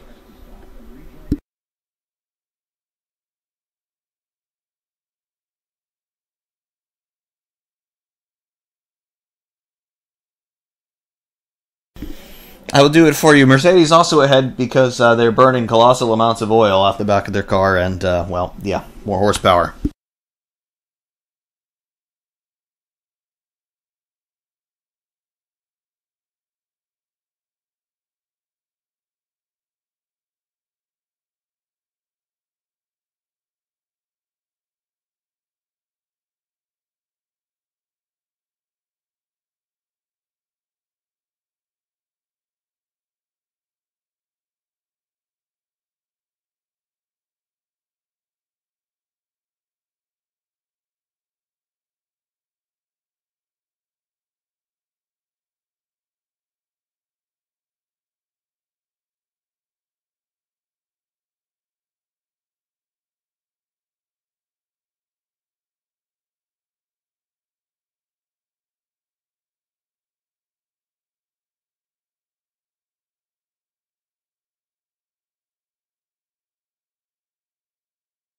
Nico Hülkenberg, fastest lap, 153.649. Lewis Hamilton, we're still waiting for a proper lap time from the race leader. He has 8.7 seconds in hand over Daniel Ricciardo in P2. Ricciardo's last lap was a 155.876. What is Hamilton going to give us across the line here?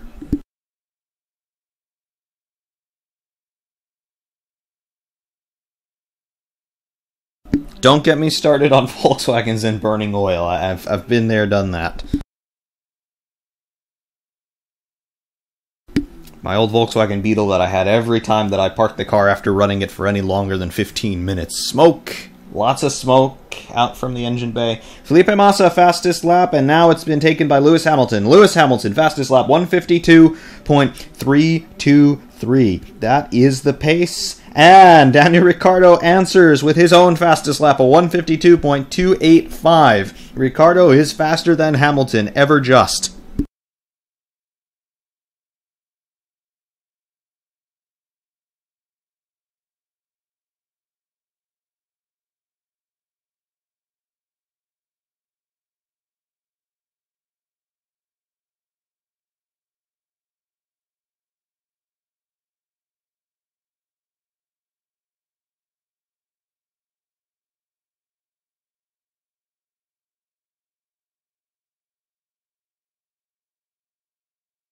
Hulkenberg takes fastest lap again, 152.104, immediately eclipsed by Romain Grosjean in the Haas in P11, 151.945, fastest lap for the Frenchman. They are trading fastest lap like ping pong.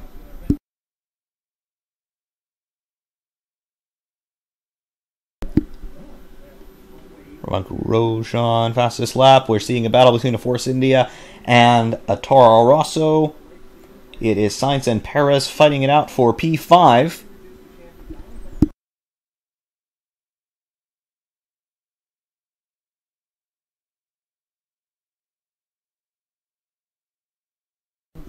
Yes, the Baguette currently has fastest lap. No, Felipe Massa now has fastest lap at 151.834, P13 in the Williams.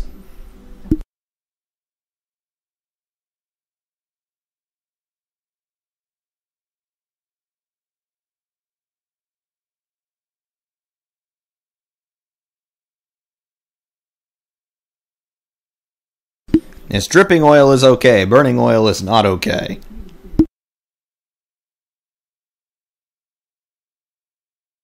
My old Volkswagen both dripped and burned oil. Namely, the oil that was dripping then got onto the exhausts and caught fire. Yeah.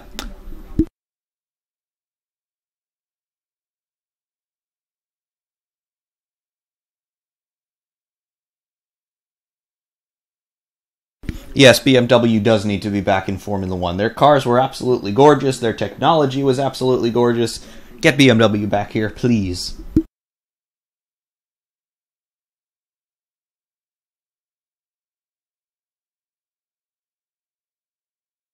Honestly, I feel that we do need more manufacturers in F1. It was really cool to be able to see, well, maybe not Hondas, but Toyotas, for example. It was really cool to see Toyota in F1. I really liked that. Yes, the team was an absolute joke in terms of its management. They had the biggest budget in the pit lane for a number of years, and they never managed to convert that into a race win. But it was cool to see a team like Toyota in Formula One. We need that again. I would also really like to see Ford back in Formula One as a manufacturer. I know that they've played with the idea time and time again. They, with their Cosworth division, they've been an engine supplier more recently, but still, it would be cool to see Ford in F1.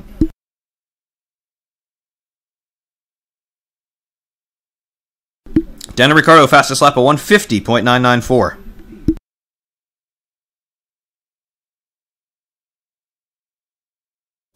Yes, all of those big manufacturers are joining Formula E.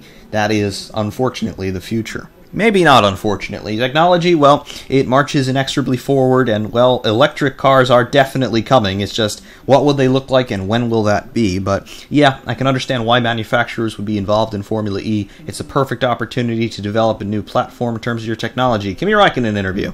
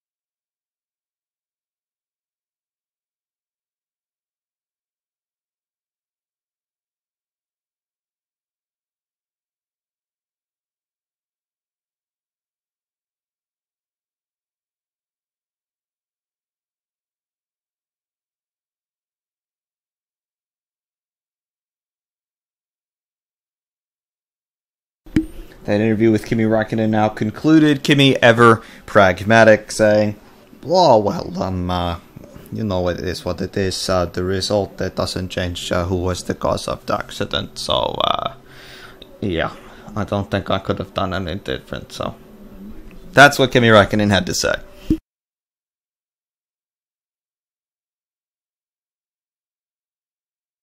Lewis Hamilton, meanwhile, resetting fastest lap 149.474. I do agree. If everything goes to plan, there's no way Lewis Hamilton is losing this race. Currently working lap 34 of 61.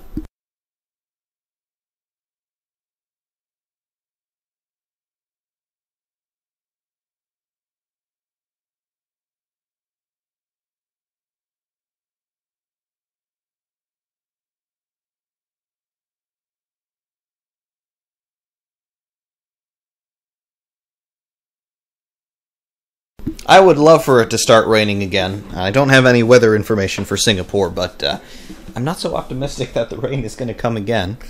Let's see if I can pull up any sort of weather information for Singapore.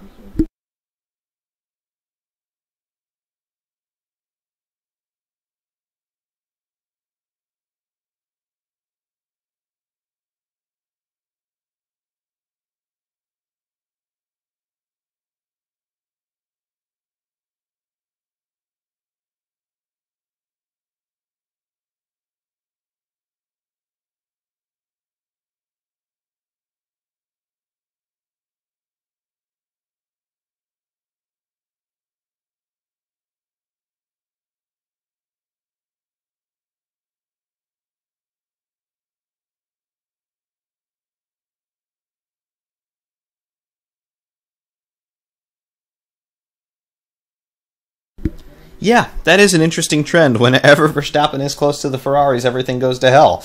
You are correct about that.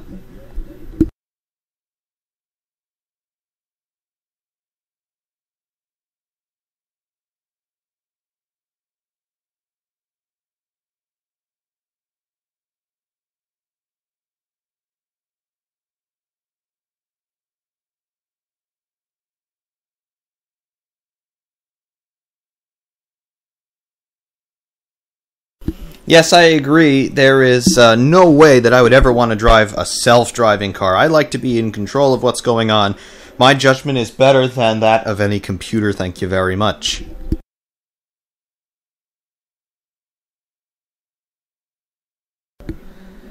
Well, if it does rain again, yes, Hamilton is going to be in trouble.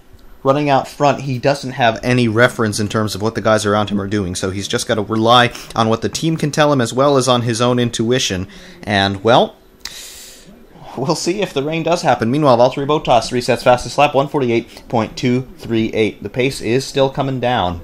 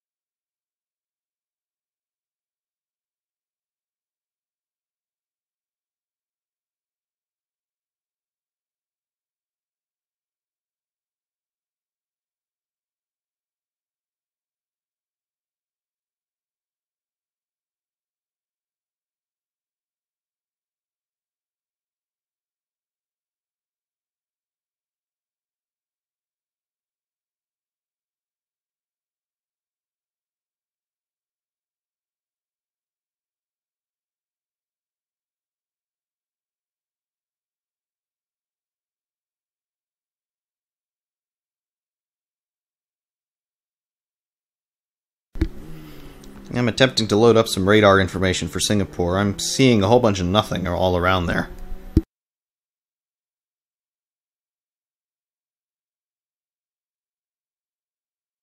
Danny Ricciardo, fastest lap, 147.825. That is only 0.02 faster than Lewis Hamilton at the moment.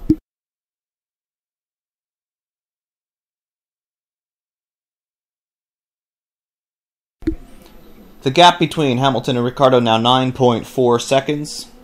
That gap does appear to be unassailable.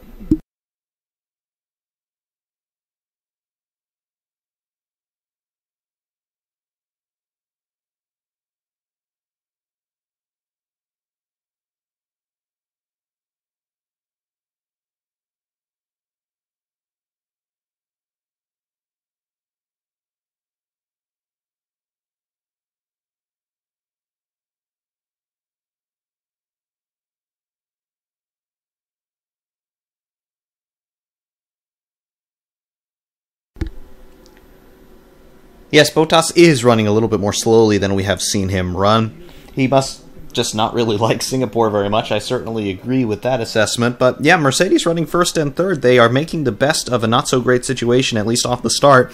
Now, P1, P3, double podium finish as they run right now.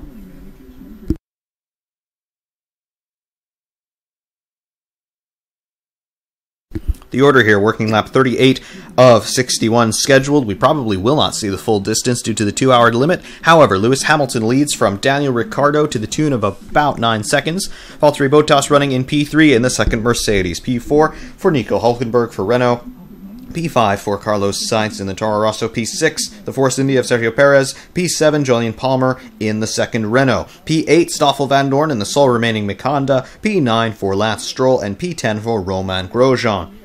P11 is Esteban Ocon, 12th for Kevin Magnussen, P13 for Felipe Massa, 14th for Marcus Ericsson, and 15th for Pascal Wehrlein. Out of the race due to accidents are Daniel Kvyat, Fernando Alonso, Sebastian Vettel, Max Verstappen, and Kimi Räikkönen.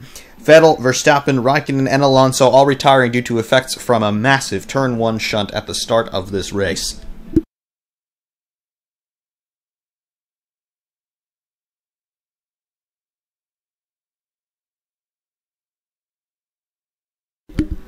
Nah, you can say whatever you want here, that is okay. If you want to say Viva Luis, then go ahead.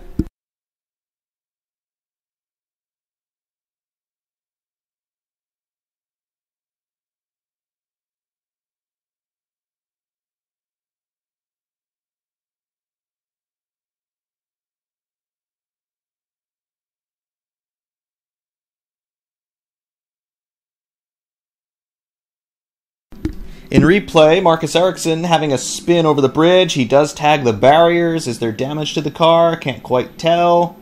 Did he manage to get it refired? Not sure. Safety car has been deployed. The safety car is out. Marcus Ericsson lost it going over the bridge. So safety car out. The gap between Hamilton and Ricciardo will now come back down to 0. Waiting to see Lewis Hamilton pick up the safety car. Hamilton locking up a little bit into turn 1. He emerges from turn 1 unscathed. This blows the race wide open. And there is no need to mention that Ericsson is useless. He just showed the entire world how useless he actually is. It's a shame, because I really would like to see more Swedes in F1, but Ericsson is not the guy. I am sorry.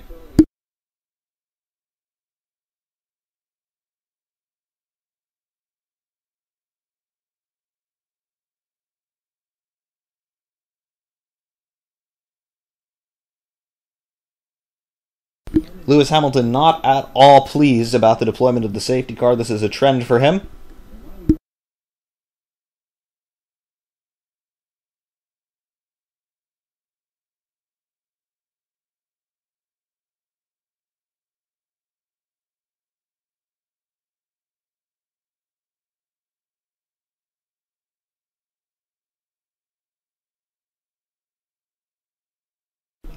This is the third safety car intervention. Also, we have we have Hülkenberg in the pits. This is quite worrying. He's been stopped for a long time, and I see that the Renault guys are topping off the pneumatic valve system on that engine.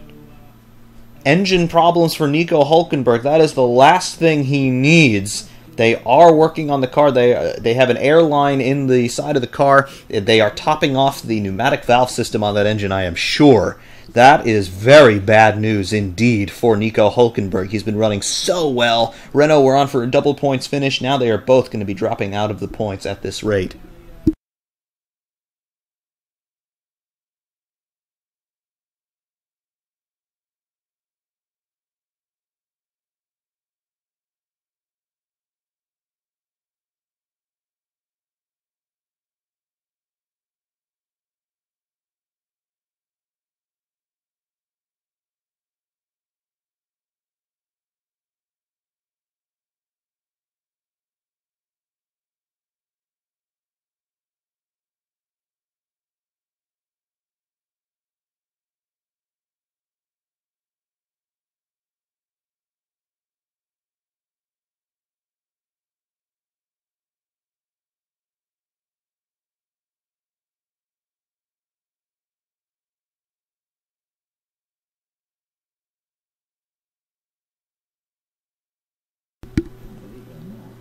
Lewis Hamilton just trying to keep his ultra softs up to temperature here. It'd be very easy for track temperature, because track temperature is definitely low because we're not in sunlight. It'd be very easy for the tire temperature to drop off under these safety car conditions. Hamilton continuing to shake his head as he's running behind the safety car. He never seems to be entertained when the safety car is brought out. Honestly, I didn't see an alternative to that. Ericsson's car is stranded on the bridge.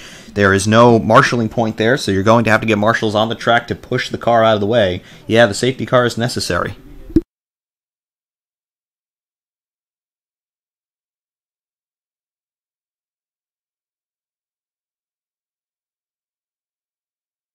We still don't have any marshals out on the circuit to retrieve Ericsson's car. There is damage on the rear end of that Sauber after he did tag the barriers.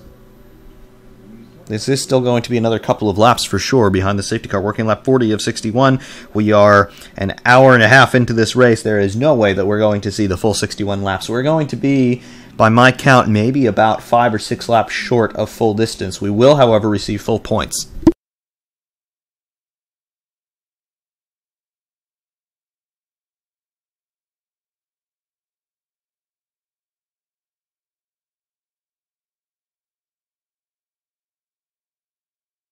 Again, the deal with Renault, I saw a hose going into the side of Hülkenberg's car, which undoubtedly was for the pneumatic valve system on the engine.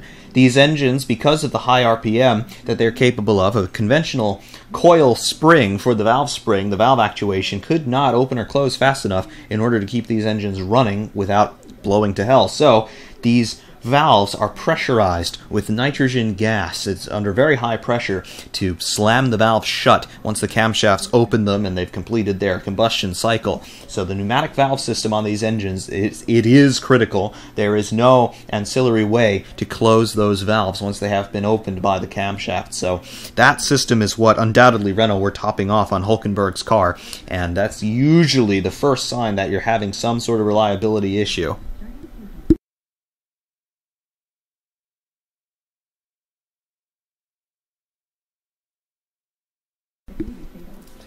I have seen teams several times in the past topping off the pneumatic valve system in the pits. What they're not allowed to do is add any liquids to the car. When they say fluids, they mean liquids, not necessarily gases, even though gases are fluids.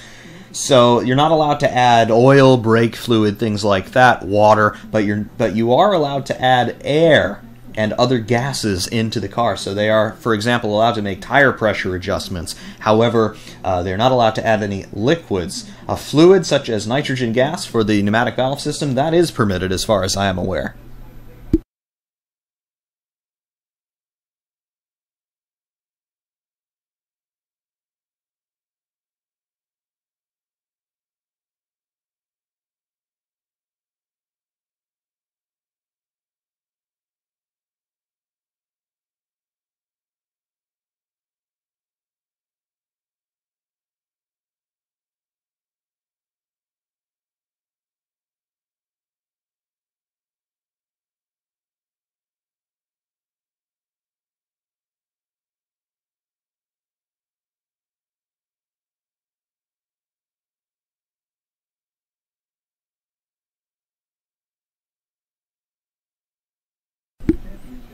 Yes, Geometry Dash, I do agree with you. I do think that the blame for that Turn 1 incident does lie squarely in the lap of Max Verstappen. I saw him changing his line as Kimi Räikkönen was attacking, and, well, that doesn't work. Two bodies cannot occupy the same space at the same time.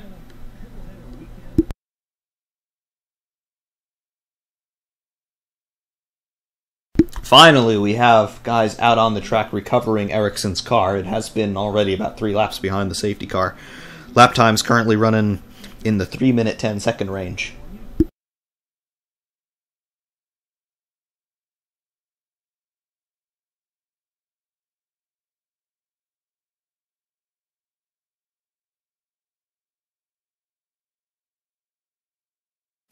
The race timer has now come up. We have 28 minutes, 32 seconds mark remaining in this race.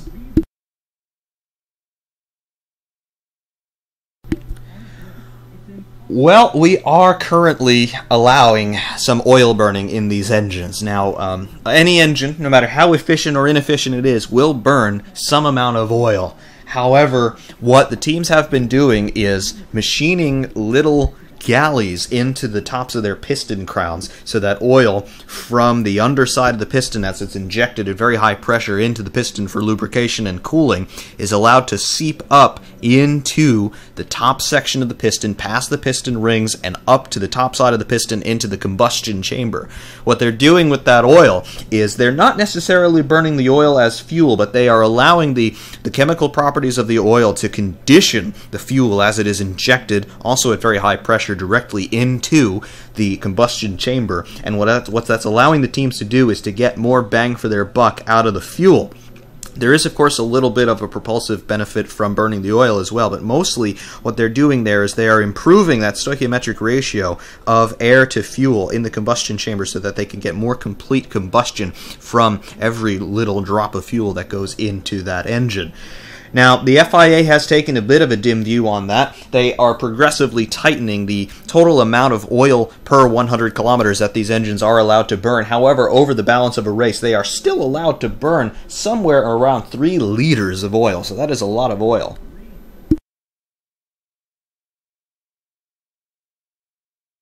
Safety car is in. Lewis Hamilton resumes his position as de facto safety car, and now he has put the hammer down, resuming this race, working lap 42 of 61. We have 26 minutes, 40 seconds mark remaining in this race.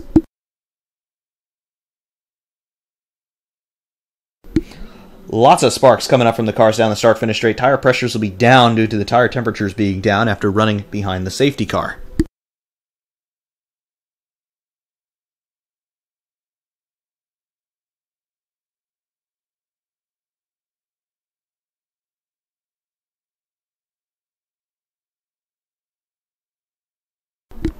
The order here, working lap 42, is Hamilton, Ricciardo, Bottas, Sainz, Perez, Palmer P6, Van Dorn P7, Stroll P8, Grosjean P9, and Hülkenberg P10.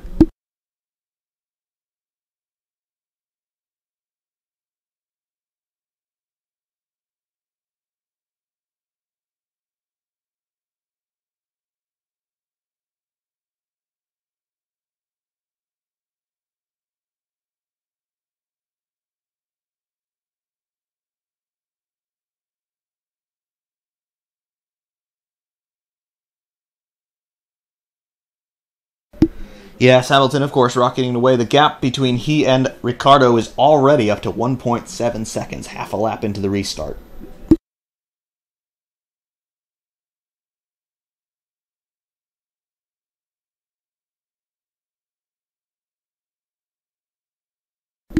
I do tend to agree with that assessment. If everything goes well for Lewis Hamilton as it currently is, the championship is effectively over.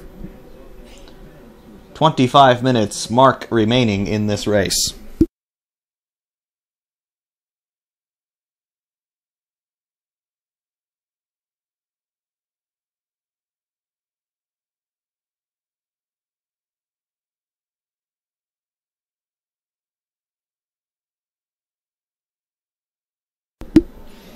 Honestly, I think all the engines sound so similar you can barely tell a difference between them. I do like the sound of the Ferrari. However, the Mercedes sounds decent.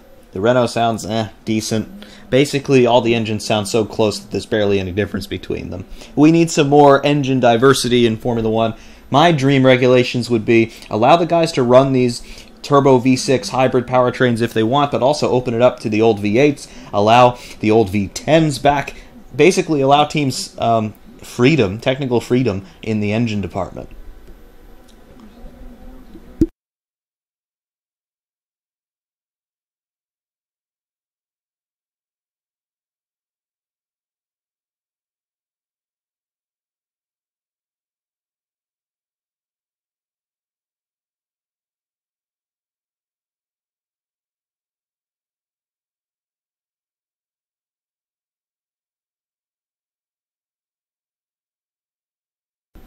Ah, yes, the commentator's curse.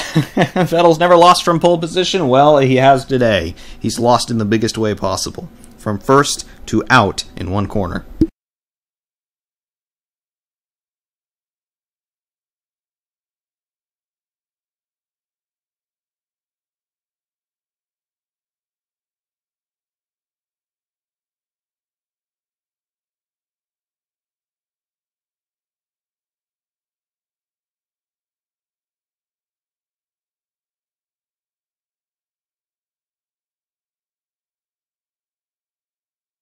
Lewis Hamilton puts in another fastest lap, 147.133. Daniel Ricciardo is already 4 seconds exactly behind Lewis Hamilton.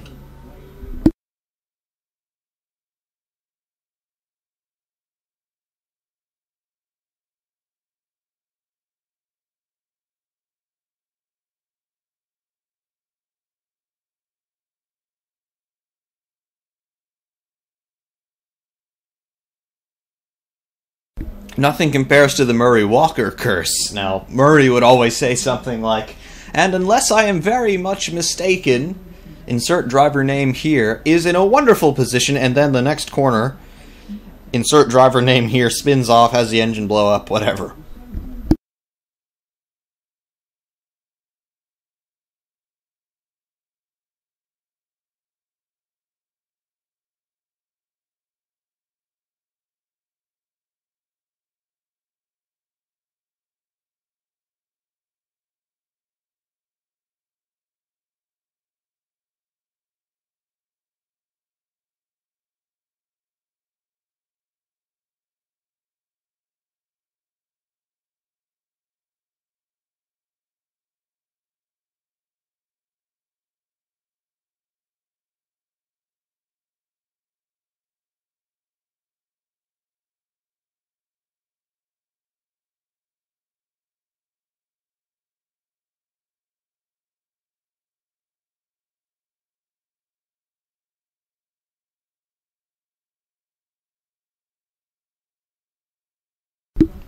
Yes, those BMW turbo engines were absolutely legendary. They were essentially built from road blocks, road car engine blocks. Unbelievable performance, unbelievable reliability. Daniel Ricciardo, fastest lap, 146.999. Hamilton's last lap, a 149.543. Ricciardo is a lot faster than Hamilton right now.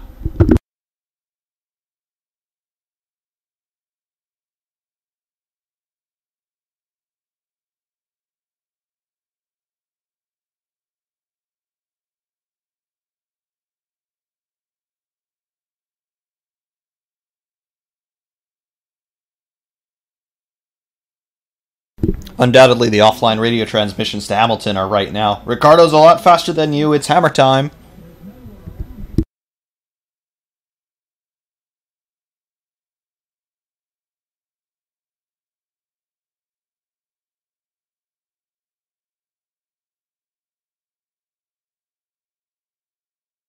And in this race, we have 20 minutes to go.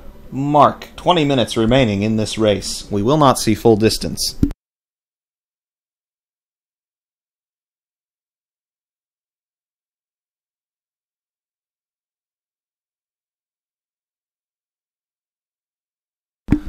Driver of the day, it's got to be Max Verstappen. No, I am just kidding. Do not crucify me, please. Driver of the day so far, honestly, there are a lot of guys running a whole lot higher than they should be. Hamilton radio.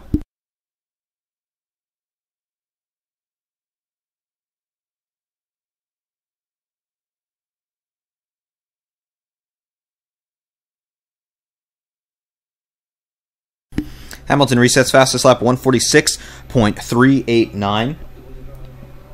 Mercedes saying that they want to keep the field compressed in case there is another safety car. They do not want to give anybody a free pit stop, so Hamilton not pulling away like he had done. That is apparently down to strategy. Hamilton complaining that the car balance is not quite where he wants it. It's a little uncomfortable to drive at this pace. However, there's not much they can do about that now. I would agree with that.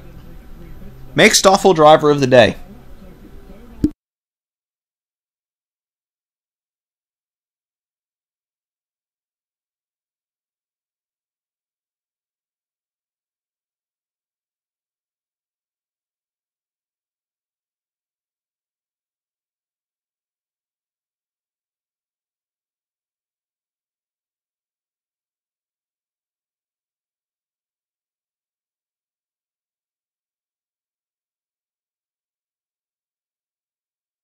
Alright, my vote for driver of the day has gone to Stoffel Vandoorne. He has done an absolutely incredible job.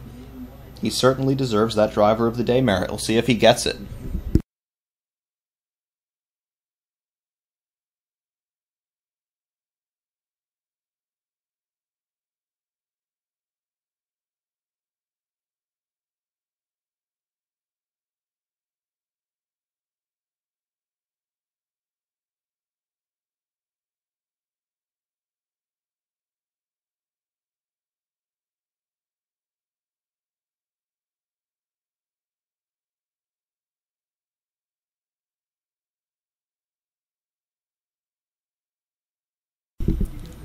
As the gap between Ricciardo and Hamilton continues to come down, it is now about 1.7 seconds. Yes, I am very excited for that Ferrari pack for Assetto Corsa. We're going to get the SF70H, which is obviously the current F1 car. We're going to get Kunos' version of the F2004. I'm very interested to see how that compares with ASR's absolutely immaculate version of the F2004. So yes, I'm very excited for that Ferrari pack. We've got some wonderful road and race cars also coming our way in that pack. You're going to be seeing a lot of that here on the channel once it is released at the end of September.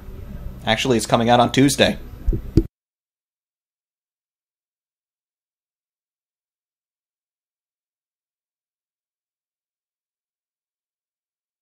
The gap now Hamilton to Ricciardo has grown slightly to 2.5 seconds.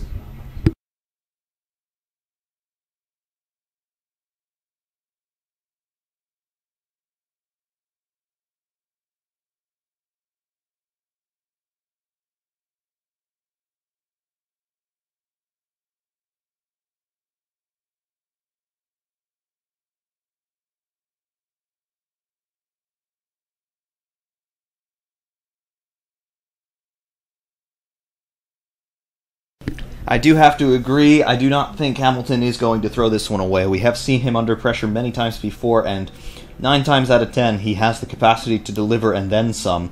So yes, I do have to say this is Lewis Hamilton's day.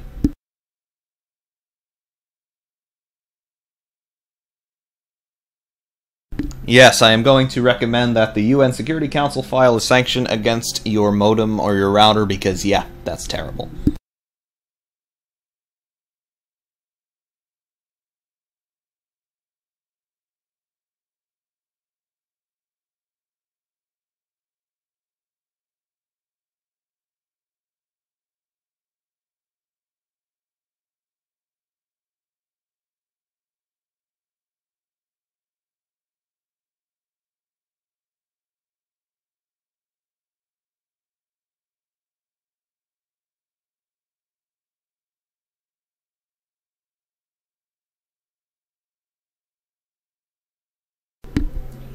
Now coming down to 15 minutes to go on my mark. 15 minutes to go in this Singapore Grand Prix.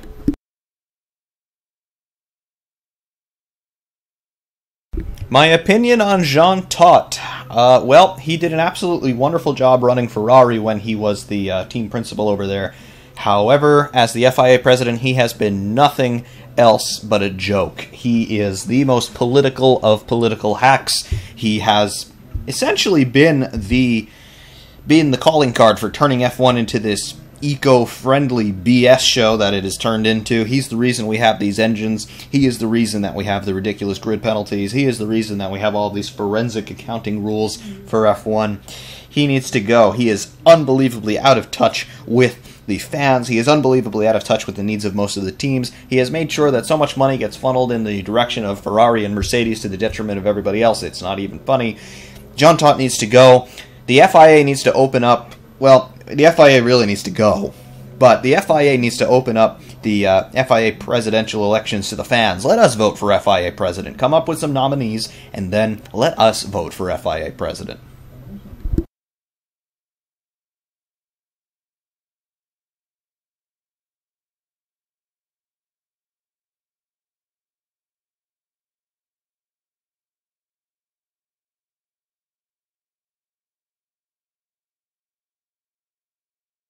Hulkenberg has taken to the pit lane. We're not seeing that on television. Yes, there he is. This looks like a retirement for Nico Hulkenberg. So much promise was shown today for that Renault. However, Hulkenberg now switching the car off. This does appear to be knock-on problems for whatever prompted them to be topping off the pneumatic valve system on that engine.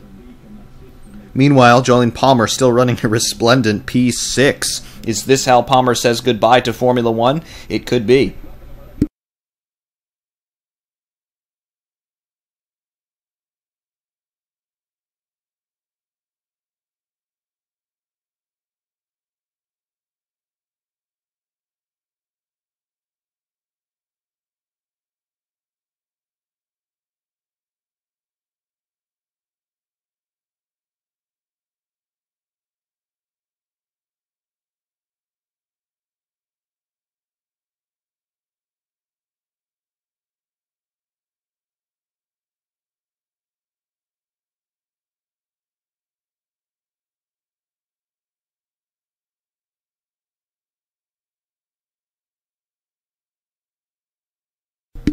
Lewis Hamilton really going quickly. His last lap time was 146.121. Fastest lap currently held by Daniel Ricciardo in P2, 146.053. Something tells me Hamilton is a little bit outside his comfort zone. However, he is still running very nicely. Daniel Ricciardo running in P2, 2.27 seconds behind Lewis Hamilton.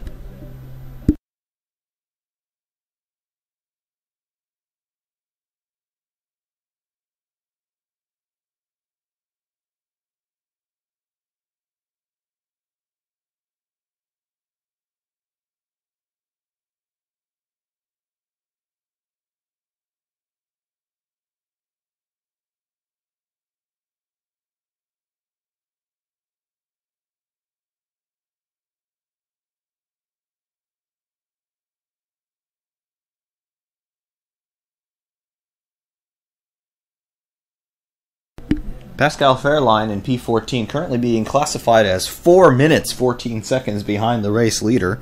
That's got to be a bit of a hiccup from timing and scoring.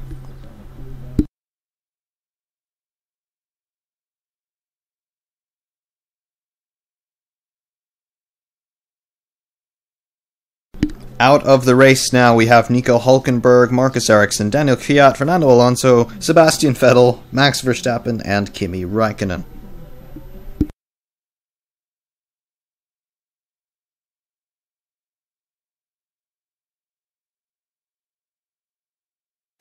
Kevin Magnussen being told to slow down. They've lost the MGUK on that engine.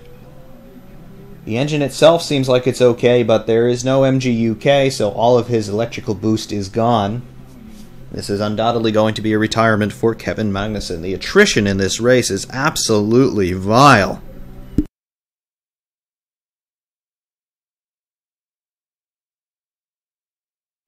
Meanwhile, Hamilton sets another fastest lap, 145.426.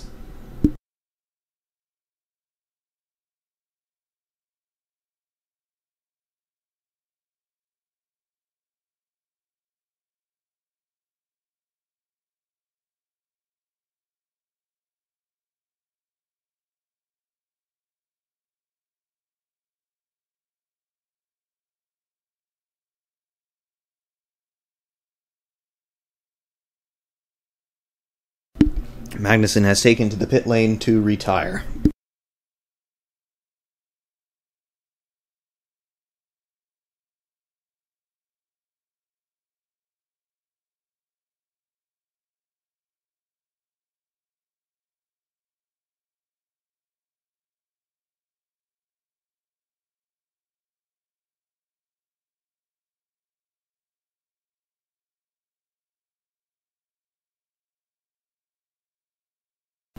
The Haas has been pushed back into the garage. Day done, Kevin Magnussen. 9 minutes to go in the Singapore Grand Prix. We should have 3, maybe 4 laps left. Yeah, Jean Todt saying loud engines will not be accepted by society. You're not catering to society, Jean. You're catering to your fan base, and your fan base, by and large, wants fast cars, loud cars, and good-looking cars. You've given us fast cars and reasonably good-looking cars this year, but they gotta be loud again. And they have to have that signature Formula One scream. The thing that distinguished Formula One, always in my mind, back in the day, was the way these cars sounded. They sounded like absolutely nothing else on the planet. I remember the first time that I saw a Formula One race and I heard those V10s. I had no idea what kind of an engine could make that sound. I initially thought that they were gas turbines of some sort, so high were the revs on those engines. I had no clue that a piston engine could possibly rev that high. Alas, they could, and that started my whole craze in learning about the technical aspects of this sport. How could they make a piston engine rev so high? Well, they used really cool materials to do it. But not anymore. Formula One lost its signature trait. That was the dumbest decision in the history of the sport, in my opinion.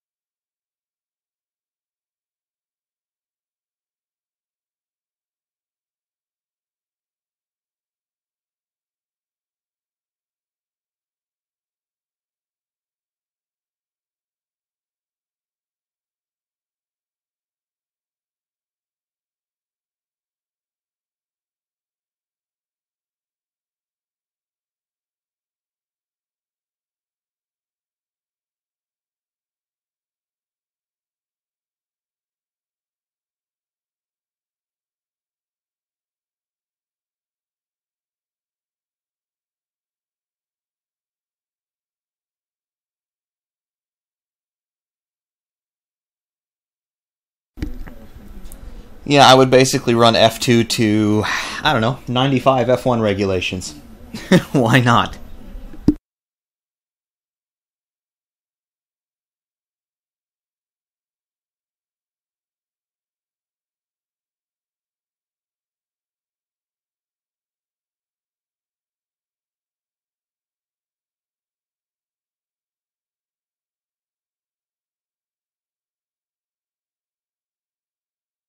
What has Crofty said about Hamilton?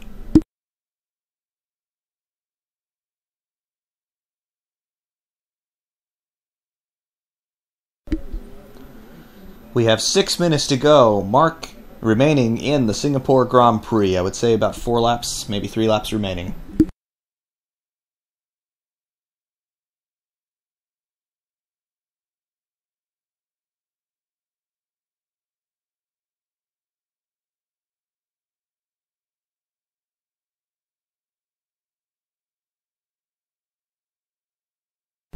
Please stay with us for the checkered flag. Who cares about your modem? Stay with us. Use smoke signals if you must.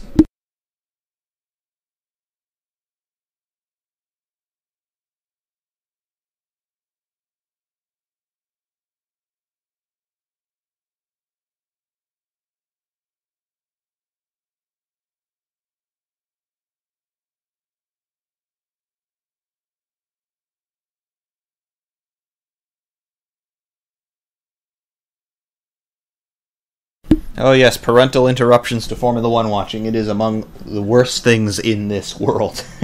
Trust me. It probably took 3 or 4 seasons before my mother realized that, yeah, I actually care about this and you cannot bother me while I'm watching a race. Thank you very much.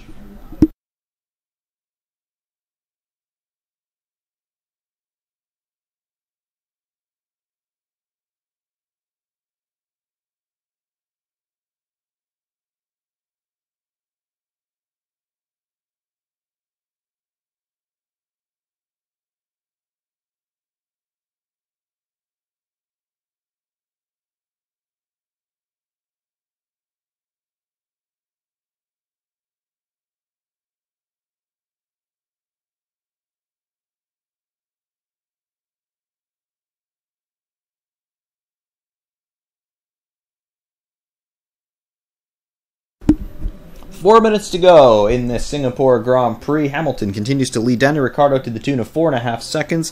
P3 is Valtteri Bottas, P4 for Carlos Sainz, 5th for Sergio Perez, 6th for Julian Palmer, and 7th for Stoffel Van Dorn. Lance Stroll in P8, Grosjean P9, and Ocon P10. Out of the points right now are Massa, Fairline, Magnussen, and Hulkenberg. Bottas sets fastest lap of the race with a 1:45.405.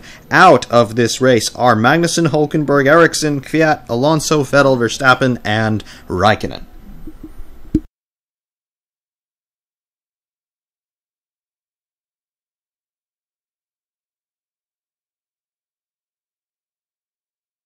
I do agree, Lewis Hamilton is a great driver. You don't become a 3-time world champion by being second-rate, and, well, he's a 3-time world champion, and today he's doing everything he can to turn himself into a 4-time world champion, albeit with the absence of Sebastian Vettel from this race. However, yeah, Hamilton is a good driver. He garners hate because he's successful. Everybody who's successful garners hate from a lot of people simply because people are envious, I must say.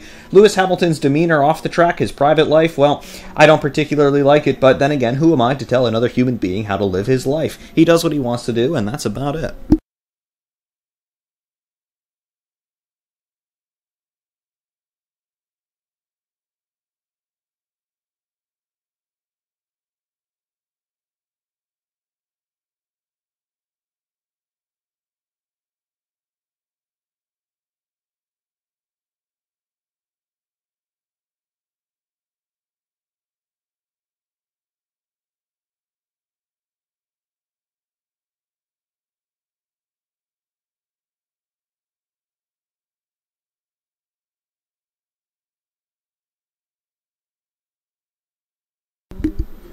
Coming up to 2 minutes to go in the Singapore Grand Prix, I am led to believe that, will we see the final lap now, or will we see the final lap on the next one?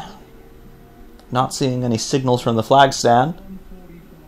We will have 2 laps to go this time by.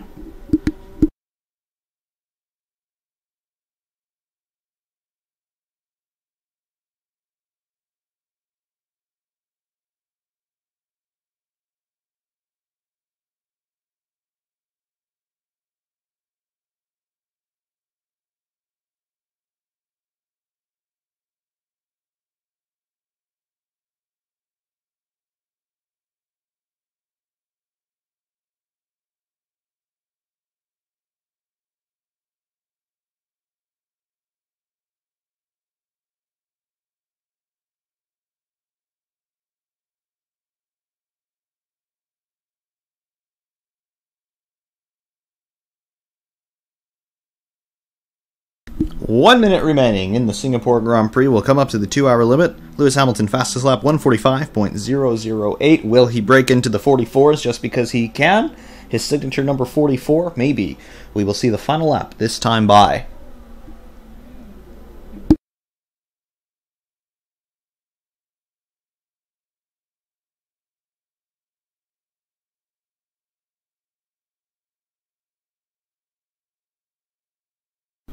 New track record, Singapore. Currently that fastest lap, a 145.008.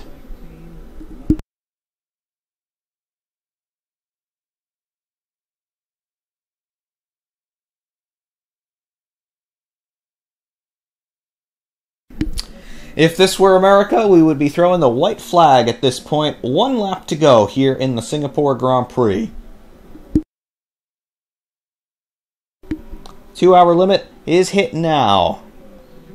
Final lap.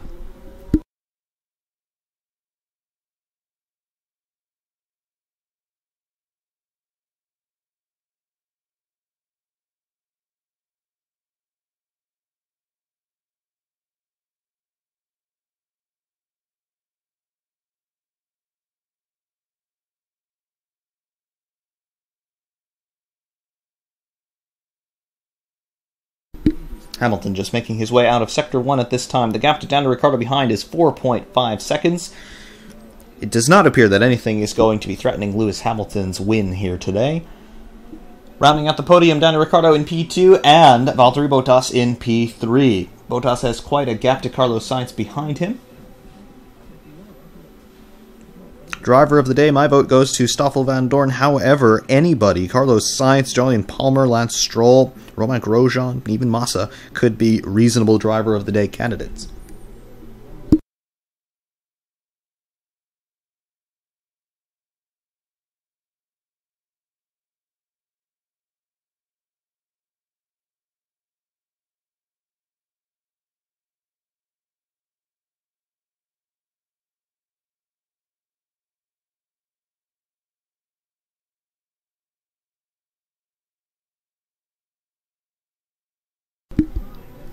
Only the final corners remaining here for Lewis Hamilton as he turns on to the start-finish straight for the final time. The checkered flag goes up. Lewis Hamilton wins the Singapore Grand Prix. No, he has not. The final lap has just started now.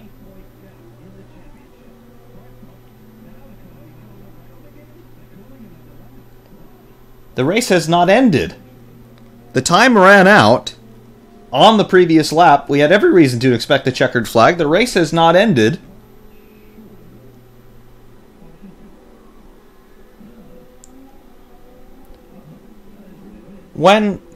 That's quite odd. The 2-hour limit came up. It's long gone at this point. How come they have allowed the race to go for one more lap? Are they not communicating on the flag stand?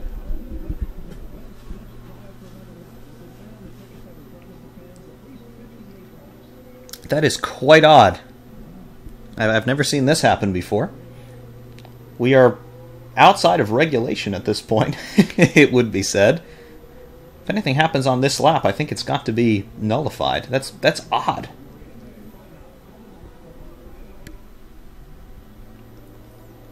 It is 2 hours plus 1 lap, but we had the plus 1 lap already. Quite bizarre.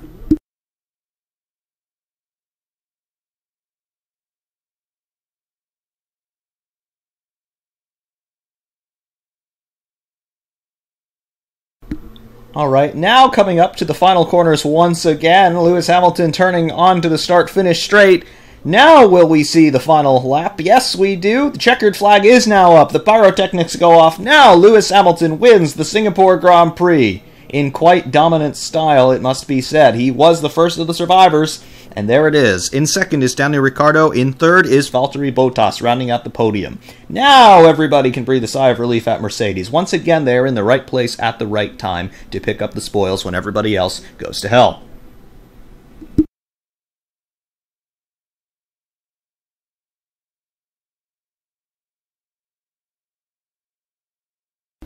Tremendous attrition here at this race. 12 cars out of 20 starters made it to the checkered flag.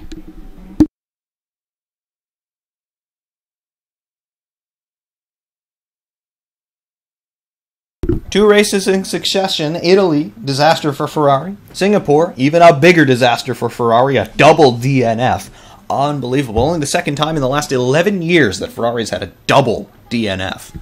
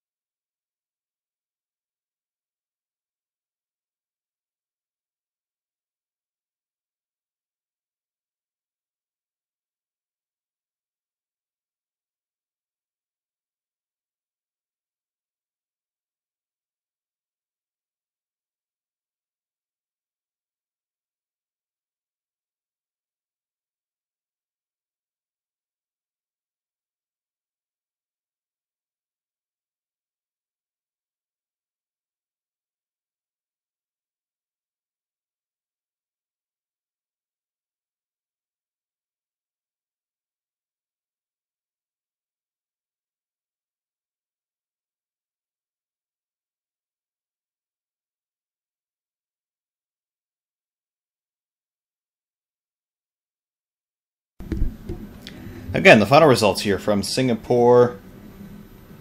We have Lewis Hamilton winning the race over Daniel Ricciardo over Daniel Ricciardo in P2. We have Valtteri Bottas in P3, followed by Carlos Sainz, Sergio Perez, Stoffel Van Dorn, Lance Stroll, Romain Grosjean, Esteban Ocon, and Felipe Massa. Pascal Wehrlein, the last finisher, out of the race. Magnussen, Hulkenberg, Ericsson, Kvyat, Alonso, Vettel, Verstappen, and Raikkonen.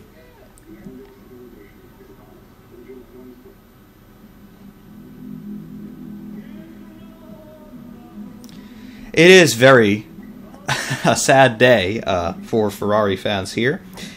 A little bit out of sorts at the moment because I'm looking at my timing and scoring, and Julian Palmer on timing and scoring is actually classified in P1. I have no idea how that happened. Yeah. However, Hamilton has won the race.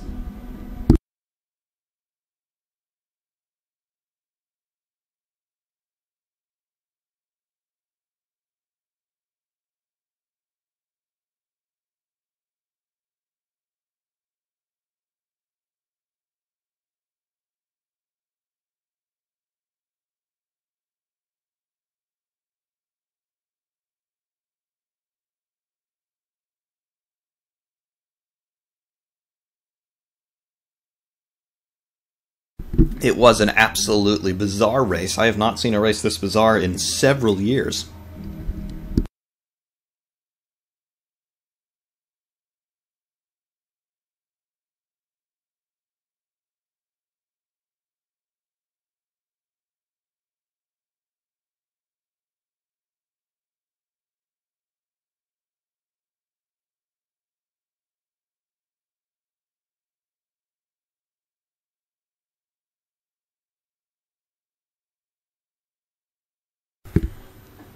I do have to agree, F1 after this year, it is, yeah, there's going to be a lot of, shall we say, introspection going on the parts of all F1 fans, because the Halo's coming in. F1 is not going to have the same sort of look after this year. Certainly it is not popular with a whole bunch of fans, obviously the fans who have been watching F1 for a very long time. I don't know what I'm going to be doing next year, to be perfectly honest. I'll still be watching F1 for sure, but we're definitely going to have some introspection going on in terms of perhaps a full-time follow of IndyCar, that kind of thing, because, well, F1 with the Halo is not F1, as far as I'm concerned.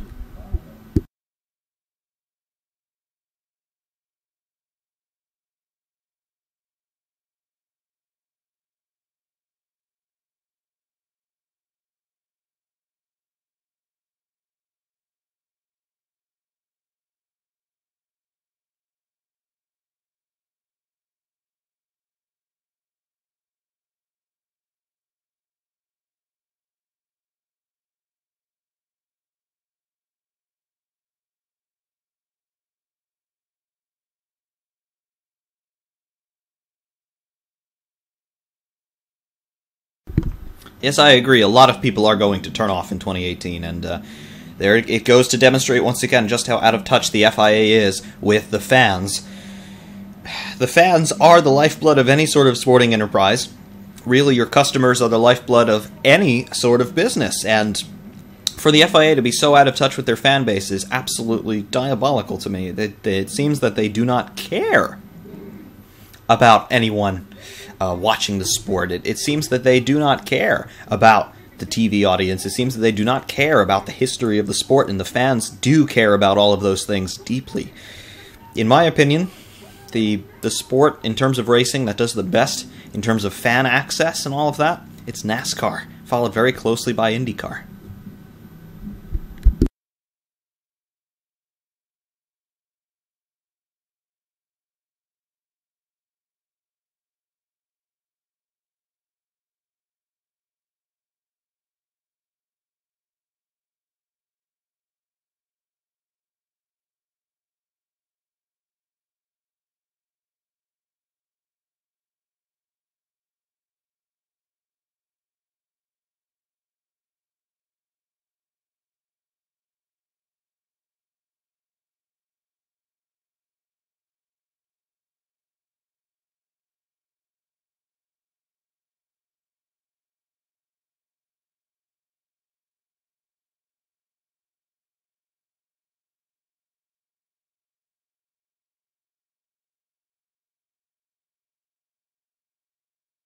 If F1 doesn't listen to the fans are going to go away. It's quite simple. Formula 1 has been around for so long, and the FIA has had an absolutely iron-fisted grip on it for so long, that I believe that they find themselves to be invincible, that nobody can ever question their authority, that nobody can ever question any decisions that they make, and, well, it's simply not true. Fans will go away. Ratings will drop. Sponsors will no longer be attracted to the sport, and, yeah, it could happen. The only hope that we have is Liberty Media, and I think Liberty Media, obviously they're a bunch of Americans, and you know how we Americans are, we hate being told what to do, so I tend to think that perhaps, just perhaps, Liberty Media could be what saves F1 in the end, but it's a very, very big, long uphill battle.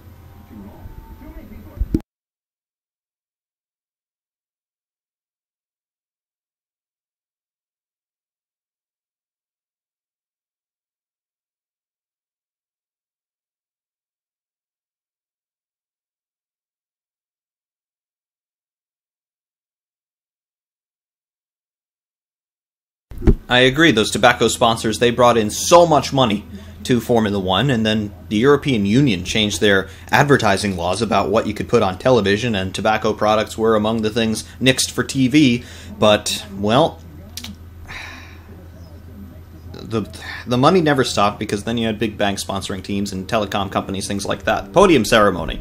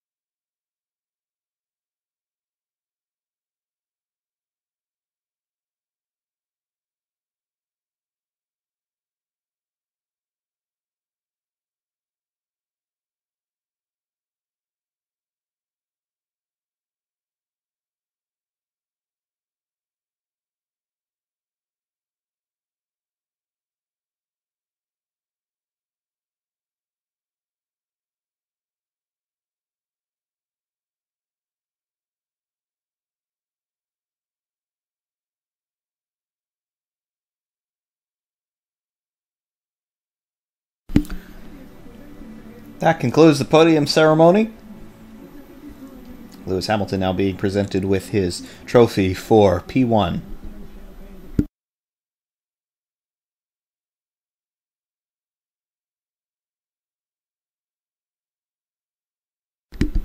Ross Brawn definitely could be the answer in terms of FIA president. As far as I know, we have no plans to bring him in as the president of the FIA. Jean Todt running again uncontested, so it is a banana republic once again in the FIA. It's just as bad as it was under Max Mosley.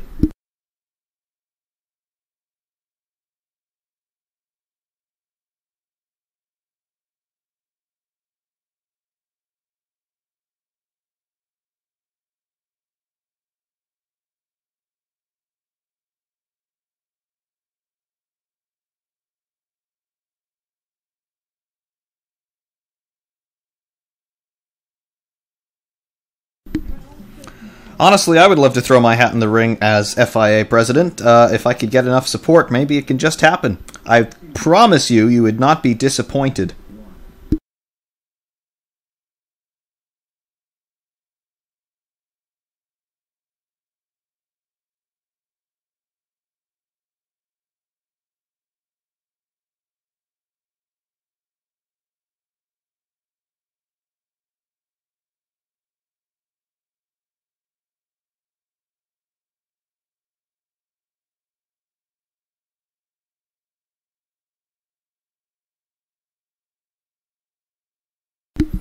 Well, if you guys can get the word out that I need 10 million subs, yeah. We get 10 million subs, then maybe I could be president of the FIA. I promise you that I would deliver you a Formula One that is properly worthy of the name Formula One. We'd have V10s, we'd have V12s, we'd have manual gearboxes, we'd have all kinds of ridiculously cool things. Yeah. It would be a combination of the 1970s and the present day in terms of the technology available, but some things on the cars would be restricted in terms of, well, we've got to have a little bit more emphasis on driver skill here. Gone will be hybrids, gone will be MGU nonsense and all that stuff. Yeah.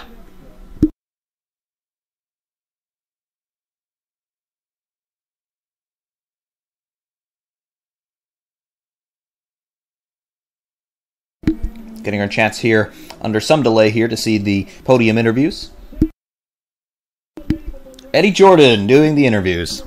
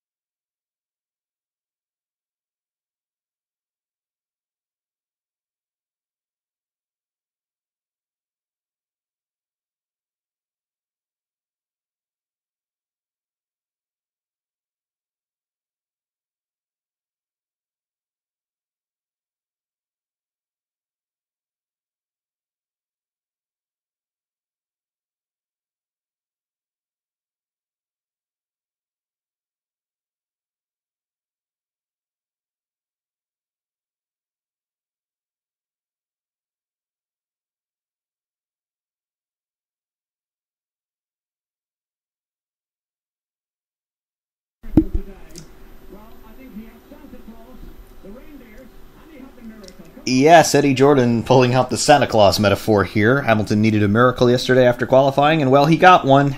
P1.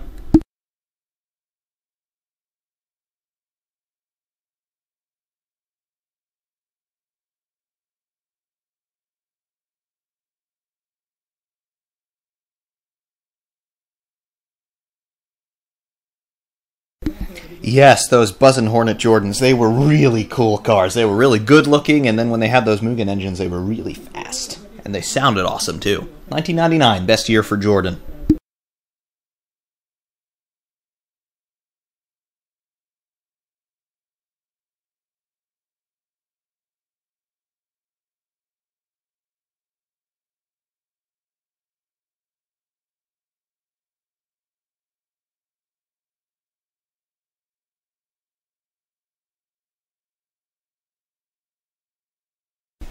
Another good drive by Daniel Ricciardo, it must be said. Couldn't do anything about Hamilton in front, but yep, he looks appropriately happy to be there.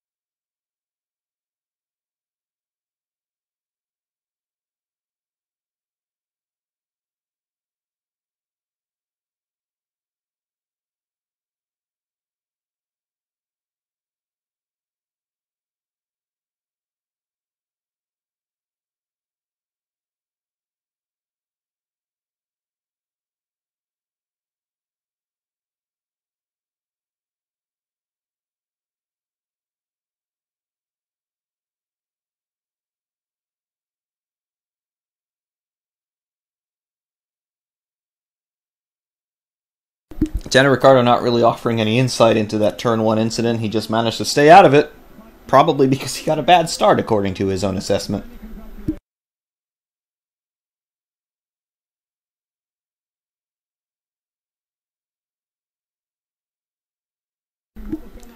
Yes, having Fernando Alonso win something again, that would be good. I cannot tell you how refreshing it was to see Fernando Alonso leading at Indianapolis. It was the first time seeing him leading a race in many years, and it was absolutely fantastic. Too bad his engine blew up, but we need to see Fernando Alonso in a winning position again.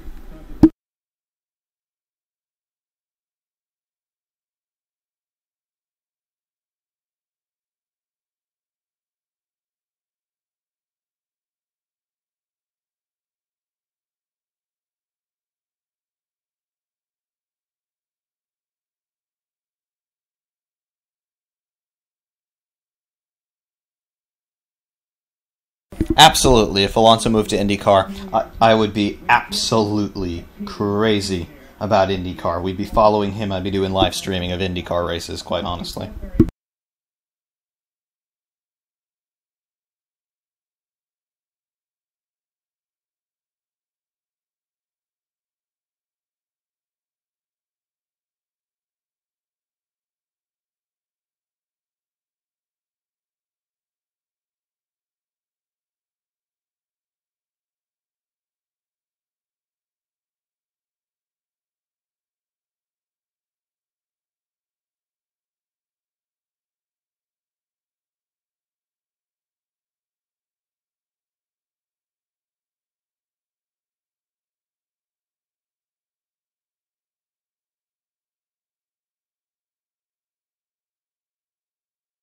That is really sad that you can't watch IndyCar or NASCAR in Belgium. There needs to be more international coverage of that as well. If IndyCar, for example, had more international TV coverage, it would be just as big as Formula One. I'm telling you, having been to an IndyCar race this year, it was really spectacular, truly. Just in terms of the overall atmosphere there, the access that we had. I mean, I was in the paddock, in the pit lane before the start of the race. It was so cool. Everybody was so friendly. The atmosphere was so open. I was actually in one of the team garages as they were firing up the car doing a shift check. And I'm just a fan. I'm nobody. So they're giving the fans that sort of access to be able to get in there. And actually, I was talking to some team personnel as they're going through their pre-race checks on the car, coming back from scrutineering. So that's what F1 can be. That's what F1 really should be, in my opinion. But they continue to run this closed shop, almost elitist sort of format, and it's not going to bode well in the long run. But the Americans know about it now.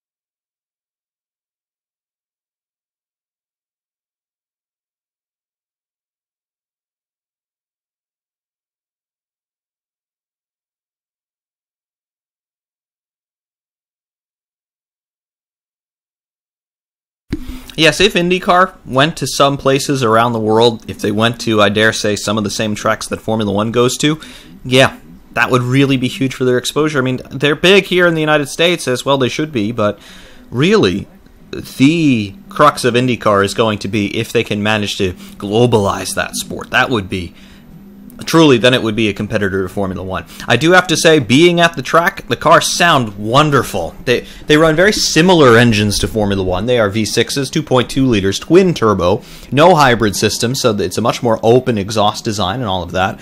But honestly, when the cars go by, the ground shakes. They have that kind of speed. It's really, really cool.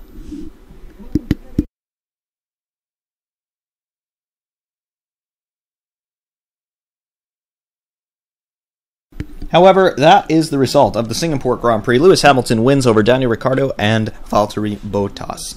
Sebastian Vettel, Kimi Räikkönen, Max Verstappen, Fernando Alonso all taken out as a consequence of a huge shunt at the first corner. It was certainly a very eventful start to the race. However, the middle and latter sections of the race were a bit boring. Lewis Hamilton running away with the victory as we might have expected. However, that's going to do it for us here from the live commentary. I do thank you all very, very much for joining me. At some point later today, the 3,000 subscriber video special will be coming out. So until then, I do bid you farewell. Thank you very much for joining me. It's been a lot of fun here today. Ferrariman601 saying thanks, and we will see you soon.